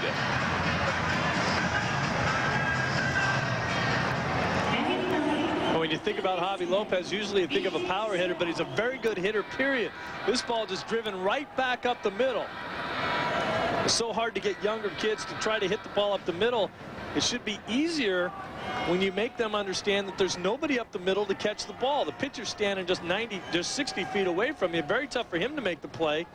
Second baseman and shortstop leave that wide open hole up the middle, and the next guy in line is the center fielder. There's a lot of room for hits when you drive the ball right back at the pitcher. What an amazing comeback. 6 straight runs by the Major League Baseball All-Stars. Now B.J. Surhoff stepping up. Still just 1 out, 2 runs in. Anderson you see at second base, and at first base Javier Lopez. Sosa got it started with a walk, then scored the tying run on the base hit by Garrett Anderson. Lopez broke the 7-7 tie. There's Sammy cooling off with some quality H2O. Yeah, they have to call him the water guy.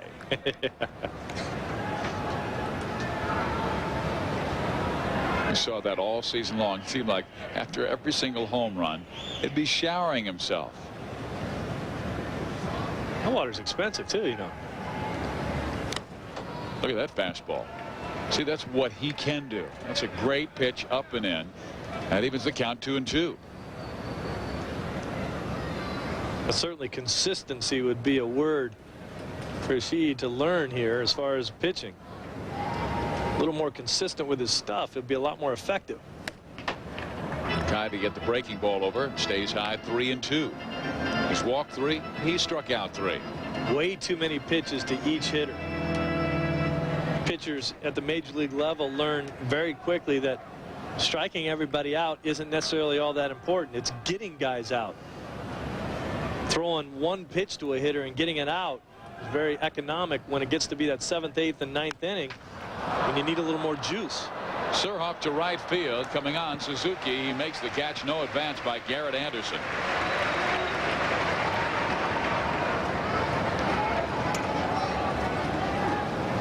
So Ishii will turn that lineup over and face Andrew Jones.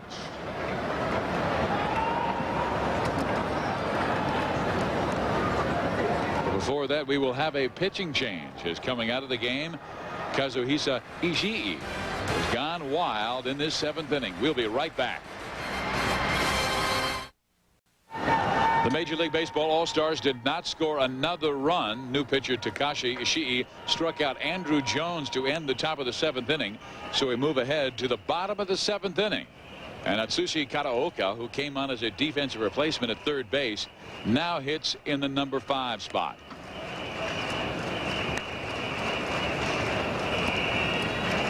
Red Tomko, that Cincinnati Red pitcher who came on to take over for Al Leiter and has pitched well. Throws a high fastball. Falls behind 2-1.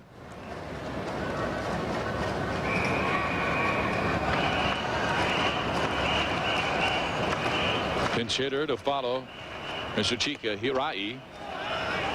Major League Baseball All-Stars down by 5 runs. They have come back with 6 straight to take an 8-7 lead.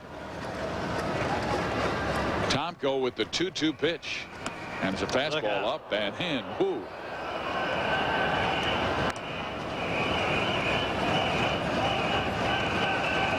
Well, Tomko trying to get this guy off the plate. A little chin music here. Look out. That'll wake you up quick. Who needs coffee on the bench?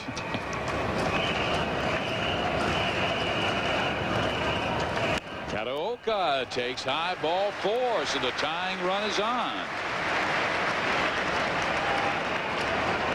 Tomko disappointed with himself. Comes back down to the same reason, I think. Just a real short stride for Tomko. Not quite reaching out as far as he does normally during the regular season. That forces the release point of his pitch to let go of the ball just a little bit early, and it rides up into the strike zone and out of the strike zone high. So one of the top Marine players this year, Mr. Chika Hirai, is at the plate, and he takes a high strike. We have seen the major league pitchers throw a lot of high strikes, really challenging the Japanese offense to hit that high fastball.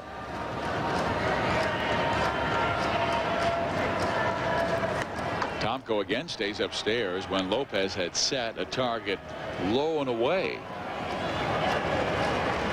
So Brett laboring with his control in the bottom of the 7th inning after walking the leadoff man, Kataoka. He is at first base. And Hirai takes a strike. 1-2.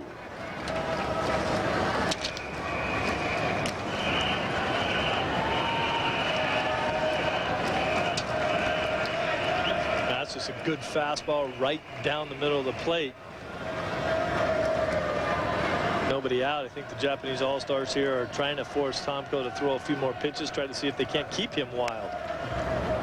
Well, when he comes over the top, his fastball has a lot of zip to it. And that was an emergency hack right there, just to try to fight off a pitch on a 1-2 count. You know you're not going to put it in play. You're just trying to keep yourself alive. Hopefully you can work the count for a couple more pitches and a better pitch to hit.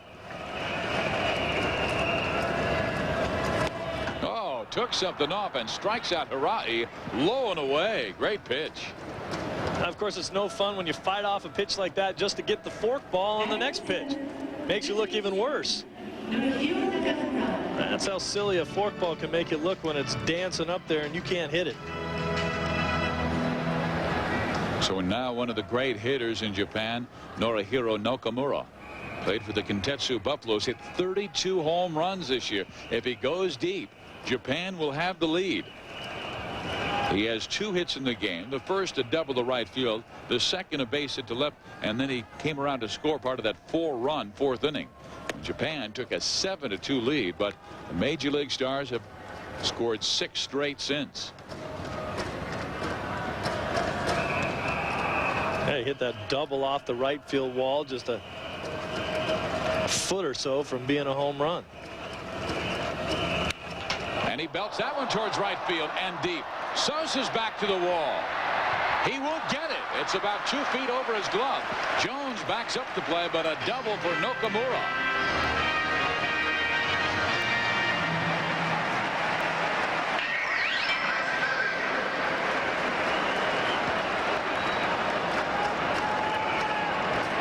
Well, Nakamura just loves that right field wall. It's the second time he's pounded one off there. He's watching himself again, thinking, I better eat another steak before this game starts, man, or hit the weights or something.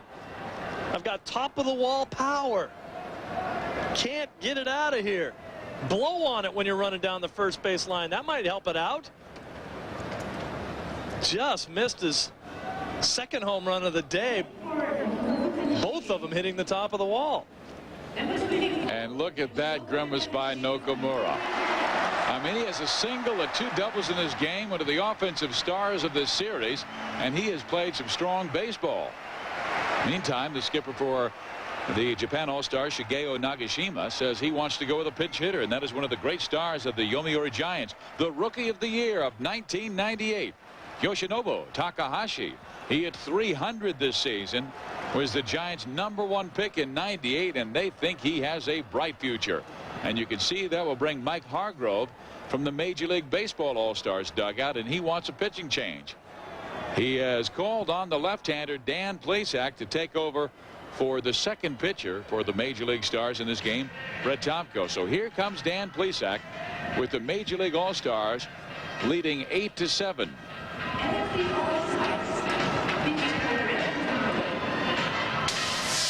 On Fox Sports Net, check local listings.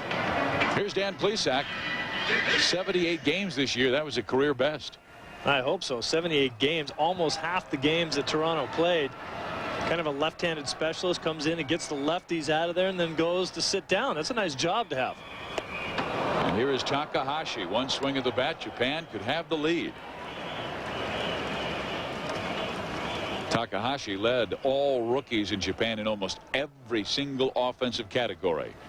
He was a high school baseball star at Kanagawa, hit 30 home runs in high school, and went to Keio University where he hit 23 more bombs. Now he's got one of the more pronounced Sadahara O steps towards the pitch. Look at Plesac. Look at the high leg kick. Pretty powerful swing for kind of a small guy. Look at the big leg kick, drive towards the ball, and then get that hitting the bat through the hitting zone and the flashes of the camera. This kid's only 23 years old.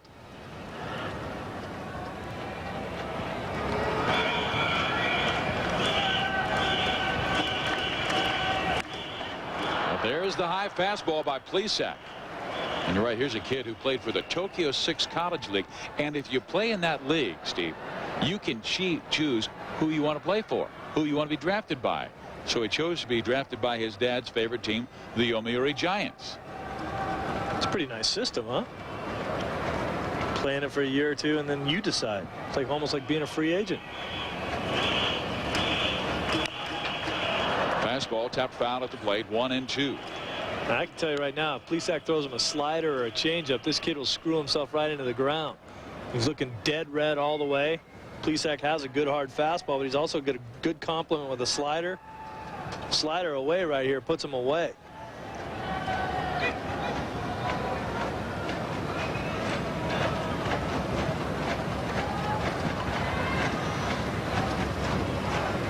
Takahashi digging in. Lopez sets the target low and away, and there's the slider. Strike 3. That kid's a rookie, and he's got a little bit more to learn about the game, but you could just tell by the way he was at the plate. He was looking dead red, fastball all the way. Look at the great movement down and away on the slider. He's got no chance. Way out in front. Watch the body movement. Way out in front. Now he's in trouble because of the lack of speed and the break on the pitch. He almost did screw himself into the ground. But how many times have we seen in this series the major league pitchers back against the wall and come up with a big pitch at a big time? And here's Takanori Suzuki. He won the Central League batting championship this year, hitting .337. So another tough out for Dan Plesac. Runners at second and third. Kataoka walked. Nakamura doubled. Plesac in this situation in the bottom of the seventh in a tight jam, certainly used to the pressure of that. Was the closer for a number of years in Milwaukee, went to Pittsburgh, came to the Chicago Cubs, now up into Toronto where he's more of a setup man. He's certainly done it all as far as relieving, even started for a while in Milwaukee. It's not like you're going to put him in a pressure situation and he's going to wilt under the pressure. Well, this was a guy who did not wilt under the pressure of the Japan Championship Series. Suzuki named the most valuable. And he takes that slider outside. 1-2. Seemed like every single time Yokohama needed a big hit, it was Suzuki to come through. Every single game was a close one. See if Lopez wants to continue to work him away, have him pull that outside pitch. He does, and he taps it at the plate, so it stays 1-2. So that 3 in a row that he has gone away from the talented Suzuki. That's just a fastball running to the outside part of the plate, and he just barely gets a bat on it. Watch the drop and drive. Look at the back leg drops down, drives towards the mount or towards home plate with that front leg. Big long stride. So Dan, after a visit with Javier Lopez, digs in again against Takanori Suzuki.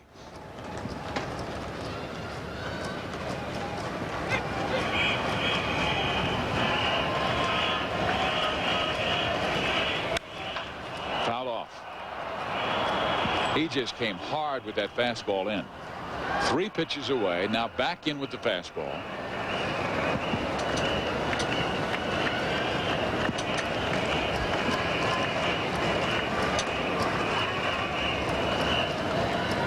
Plesac has come in here and just did a great job of getting ahead in the count, dominating these hitters.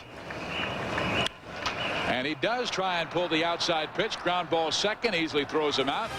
And with runners on second and third, Plesac pitching brilliantly.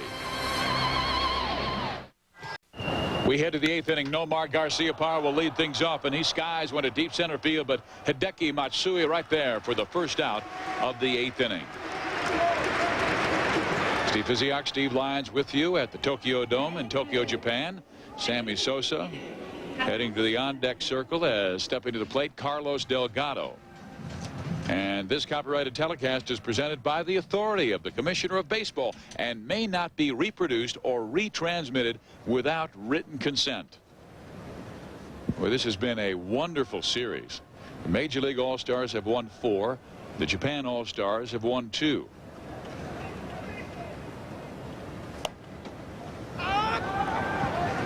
And now Takashi Ishii, who came on to replace Kazuhisa Ishii in that last inning. Good curveball. Well, he has not thrown one straight to Carlos Delgado yet. Delgado, great power, has a hit in this game, has also walked. He hit 2 home runs in 1 game. Carlos takes low and outside, 1 ball, 2 strikes. Sheehy, great pitch selection so far to Delgado with the 2 breaking balls and then a hard sinker away. That was looked like a real heavy tailing sinker. And then that ball is ripped to left center field gap all the way to the wall. And Delgado will have a stand-up double with 1 out. It's just amazing how tough pitching can be sometimes. You throw the guy 2 good pitches, you try to get him to fish for another one, you make 1 mistake and he smokes it into the gap. It's a big growth we've seen from Carlos Delgado in his career. Sammy Sosa now comes to the plate. Sammy is singled, hit a 2-run home run to start the rally in the 5th inning when the Major League Baseball All-Stars were down by 5. He walked and scored the tying run. Then in the 7th, and then Javier Lopez knocked in the go-ahead, Damian Easley, to break the 7-7 tie in the 7th inning. Well, Steve, you know, when you are the most beloved player in this entire All-Star series, on both teams, as so it would seem, with the crowds that Sammy Sosa has attracted, your wife gets to sit in the best seat in the house. Sammy Sosa's wife sitting right behind home plate there with a white T-shirt and baseball cap. That would not be her. That's a great sign, though.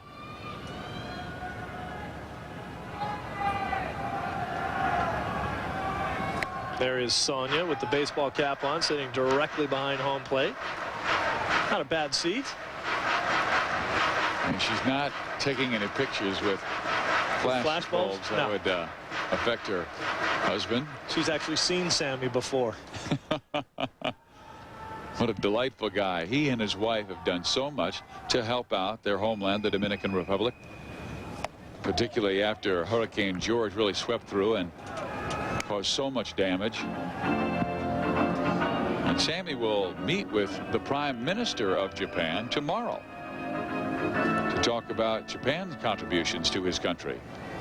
How do you think that conversation is going to go? Beautifully. Knowing Sammy, a handshake and a smile, and you know you're getting a lot of love. Get out your checkbook. But you know what? He's the guy who started it. You get what you give. And look at all the money, the computers he's given to the education system in the Dominican Republic. They call him Sammy Claus. And the guy goes down there and just donates money, time. It's unbelievable. 40 computers per home run he donated to the school systems.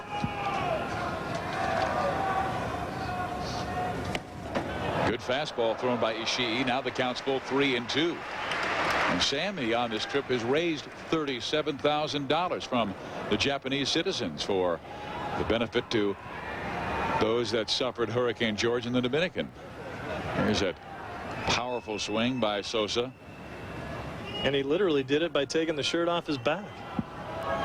Took off the uniform, signed it, auctioned him off, raised a lot of money. Checks his swing. Did he go around? Nope. A walk to Sammy Sosa. So runners on first and second. Sosa at first. Delgado at second. And here comes Jason Giambi, who has hit the longest home run in this series. Giambi takes ball 1. Boy, he's had a great series. 7 for 16. That solo home run. 440-foot bomb. A lot of the people are certainly going to remember Sammy Sosa, Manny Ramirez, and some of the other big stars on this team, but they will remember how far that ball traveled off the bat of Jason Giambi. He just turned on a slider that hung on the inside part of the plate and hammered it. Well, he and his brother Jeremy, plays in the Kansas City Royals organization, really tutored well by their dad in the Long Beach, California area. Giambi, obviously a star at Long Beach State. But I always remember the story he tells where Dad wouldn't let him use an aluminum bat. Always made him use the wood so he'd feel comfortable with it, and also he'd be a strong hitter with the wood bat, and he was a terrific power hitter in college baseball. That is such a big lie. Dad wouldn't let him use an aluminum bat because Dad was pitching to him and he didn't want him to smoke the ball back at him with that aluminum bat. Give me the L screen. That's right. You know the feeling. I've been belted a few times.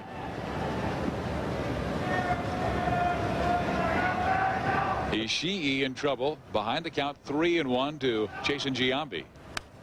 Giambi fouls it off. Count goes full, 3-2. He walks Sosa on a 3-2 count. Now it's full again to Giambi.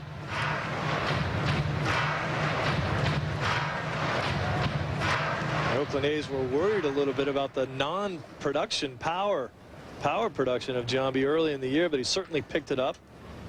Went through a long period where he wasn't hitting that many home runs, and he's a big kid, and they need his production along with Matty Stairs. Fastball misses low. The runner was going, and that was ball 4, so the bases will be loaded. Mike Hargrove sent the guys with a 3-2 count. Ishii has now walked the bases loaded after the double by Delgado. Well, that was a close pitch.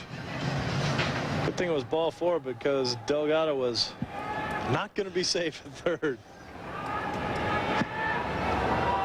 This is a dangerous hitter. You watch Damon Easley stroll to the plate. Doesn't look like he's that big, and you know he's a second baseman, so you think, oh, come on. Well, you know, we'll just let this guy put the ball in play. Next thing you know, he's got 27 homers. Good power and good speed. Fastball, strike 1.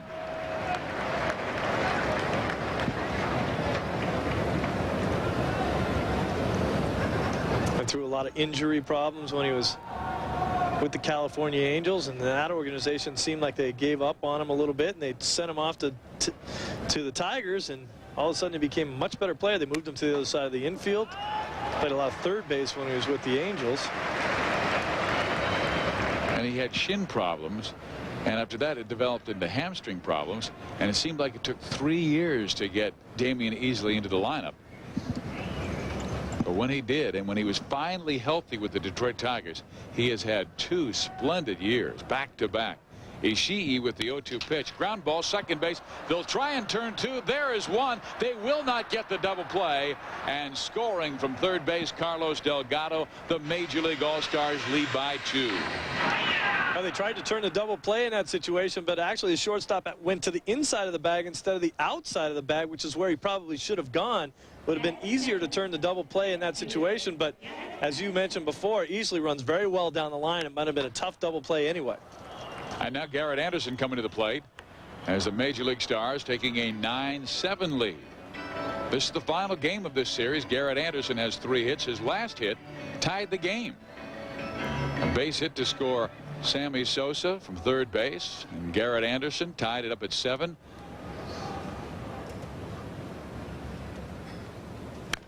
There's a chopper towards the second baseman. Nishi gets the force at second, ending the inning.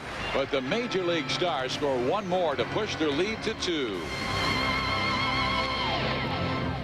Throws it right past Jason Giambi for an error. Backing up beautifully is Damian Easley, so no advance by the Japanese player, and Garcia Parra is hurt at short. Oh, this is not something that you want to see, and certainly it's not anything that Dan Duquette wants to see. General manager of the Red Sox. Wonder if he caught a toe on the throw off the turf, or check out the replay, a high hopper. Oh, look at this front foot on the throw, just slipped on the turf, and then his cleat grabbed, twisted his ankle a little bit there, and I mean, when the throw was so poor, you had to know something went wrong. He says he's all right. I saw him do that and turn it a lot worse. Let's take a look at his front foot. Put so much pressure on that front foot, and you see it just slide out from under him on a slippery spot on the turf. That's like when you're walking down the stairs and you think there's one more step, but there isn't. Right. Well, here is Nishi. So Matsui's at second base, and that ball is fouled off. Garciaparra knew that on that high chopper with Matsui running down the line with his great speed, he had to hurry things up, put a lot of pressure on that front foot, and it just went out from under him. The throw was airmailed, and I mean, Garciaparra, with the great year that he had, you know, if he's going to make a throw that bad, something was wrong. Yeah, it's hard to throw accurately when you're screaming in pain. But I was going to say, I saw Garciaparra turn his ankle worse than that against the Anaheim Angels this year. He gutted it out, stayed in the game, and hit a home run in dramatic fashion late. He had 20 game-winning RBIs this year for Boston. Well, he knew if he hit a double, he'd have to run it out. If you hit it out of the park, you can jog a lot slower. Nishi now behind the count, 1 ball and 2 strikes. Nobody out. Nishi representing the tying run.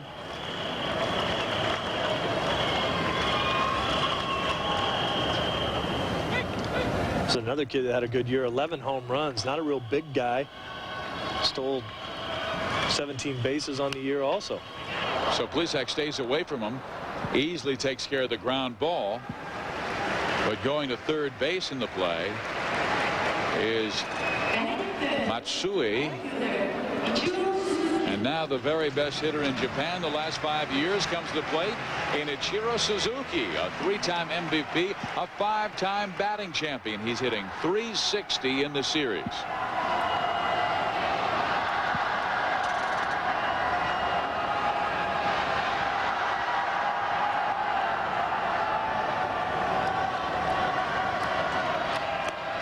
Let me ask you, how do you handle this situation? You've got a man at third base, 1 out. Are you trying to hit it right side, or are you just going, I've got to get a base hit here? Well, for a guy like Ichiro, you ask certain players to do certain things. You ask a 5-time batting champion to go up there and get a hit and drive him in. Well, he hits it to the right side. This will get the run in, making it 9-8 Major League All-Stars. Checking in from third is Matsui. If he's your number 1 or 2 hitter at the plate, or he's your number 7, 8, 9 hitter, you ask him to make sure you get the run in somehow. If he's in the middle part of your order like Ichiro is and one of your best players, you go up there and you say drive the ball, put it in a gap, do what you're supposed to do what we pay you to do. Drive the runner in and be standing on second base at the same time somehow. That's why we pay you the big money. So Ichiro is out, but he drives in a run to make it 9-8, and a guy who could tie it up with 1 swing of the bat, Hideki Matsui, the man they call Godzilla, the giant star, with 34 home runs this year and more than 100 in the last 3 seasons. I think he likes that nickname. Godzilla. He's got fire coming out of his mouth. And we're hoping that it refers to the fact that he's a big hitter. That's what it says right there. Not that he looks like a dinosaur. 55. The number of home runs the great Sadaharu Oh, the greatest Yomiuri Giants ever hit in 1 season. And that is why Matsui wears the number. That is his target. He wants to break that record. Sadaharu Oh, the all-time home run king anywhere in the world. 868 home runs. Fouled off. Garrett Anderson in foul territory will have a play, and Matsui is out. Anderson gives the fans a souvenir. It's 9-8, the Major Leaguers. Stars 9-8, and here's Atsushi Kataoka. Hit 300 this year against Tom Gordon, who really has been dynamic throughout this series. I mean, his curveball has overmatched some of the Japanese All-Stars. His curveball overmatches a lot of the Major League All-Stars. Man, when I played against him, and now that he's become a closer, it's even more devastating because he doesn't have to throw as many pitches. He's not a very big guy, so as time would wear on when he was a starter, once he got to the 5th and 6th innings, he'd run out of gas. Comes in as a closer. He doesn't have to throw as many pitches. Good live fastball and a 12-6 curveball that just drops off a table. Stays with the fastball. 1 ball and 2 strikes. First year as a closer, and he allowed 1 run in his first 29 appearances. Well, he as Kataoka set up. Here is the 1-2. There's the curveball for strike 3. Don't feel bad. We've all been there. That is a filthy pitch right there. Look at the rotation. This ball is going straight down over the top. Thing goes from the top. And look at the look on his face. That's what we all look like when we swing at a Tom Gordon curveball. The executive producers of Fox Sports Net are Arthur Smith and Bill Borson. The coordinating producer for Major League Baseball Japan All-Star Series is Larry Myers. Today's game is produced by Steve Elkin. The supervising producer in Tokyo is Jeff Proctor. The production manager is Ron Grelnick, and we'd also like to send a big thank you to Jim Pells, Mitch Reinhart, Peter Bailey, and Scott Ferrier, who have worked so hard on this All-Star Classic Series. The ball shot foul down the left field side, and all of a sudden Hirai is behind Tom Gordon. No balls and 2 strikes. Another good replay of the fastball, the good tailing action on Tommy Gordon's fastball. He wasn't able to catch up with it, just sailed it down the left field line. And Steve would like to thank our friends at NTV who helped us out. Akiri Amiya, Richard Iwasa, and at Major League Baseball International, Tim Brosnan, Russ Gavet, Jim Small, Peter Carton, and Paul Archie. Major League Baseball Broadcasting, Leslie Sullivan and Bernadette McDonald. And with Major League Baseball, the guy who is doing the PR, Howard Starkman. Players Association representative Tony Bernazard, and Joe Satomi, our production coordinator in Tokyo. Tom Gordon has the count, 1 ball and 2 strikes to Hirai. And that bender just barely misses outside. Wow, Steve, that was a lot of names to thank. You did a great job on that. Thank you very much. A lot of people it takes. A lot of people it takes to put on a production like this. But it has been a joy to watch the talent in Japan, and obviously the superstars in Major League Baseball. Again, Gordon comes with the curveball to Hirai, and the count stays 2 balls and 2 strikes. Hideki Matsui, the great power hitter they call Godzilla of the Yomiuri Giants, gave Japan their 1 home run in this entire classic.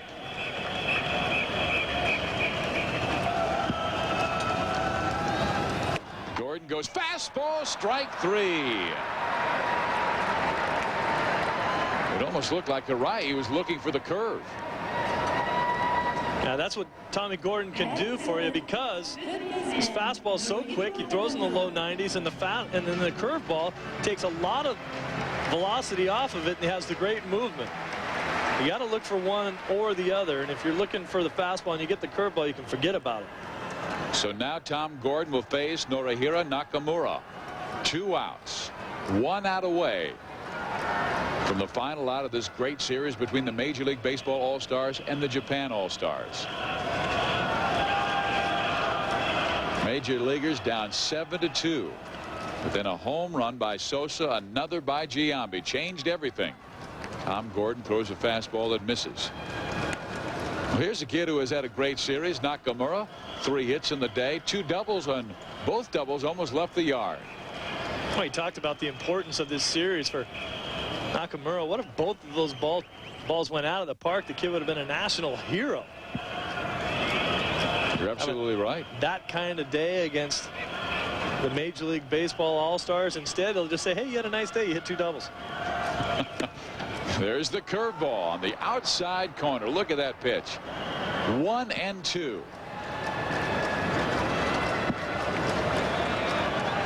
So the Japan All-Stars down to their final strike. Gordon has struck out the first 2 in this inning. Curveball popped up first base side.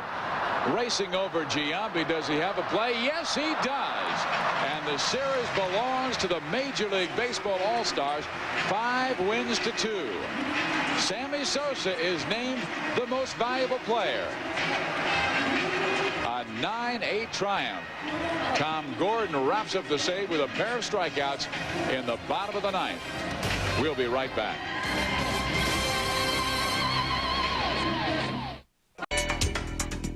For 2 home runs 9 RBIs. The most outstanding player for Japan, Ichiro Suzuki. 9 for 26, 6 steals, and 8 driven in. Well, don't you just throw your hands up in the air and say, who else could it possibly be for the MVP of this series but Sammy Sosa? The dream season, 66 home runs, leading his team into the playoffs and doing a great job here in the Japan series. So for Steve Lyons, I'm Steve Physiak saying so long from the Tokyo Dome, where the final score is the Major League Baseball All-Stars 9, the Japan All-Stars 8. You've been watching the 1998 Major League Baseball Japan All-Star Series on Fox Sports Net. Good night, everyone. It's the last home.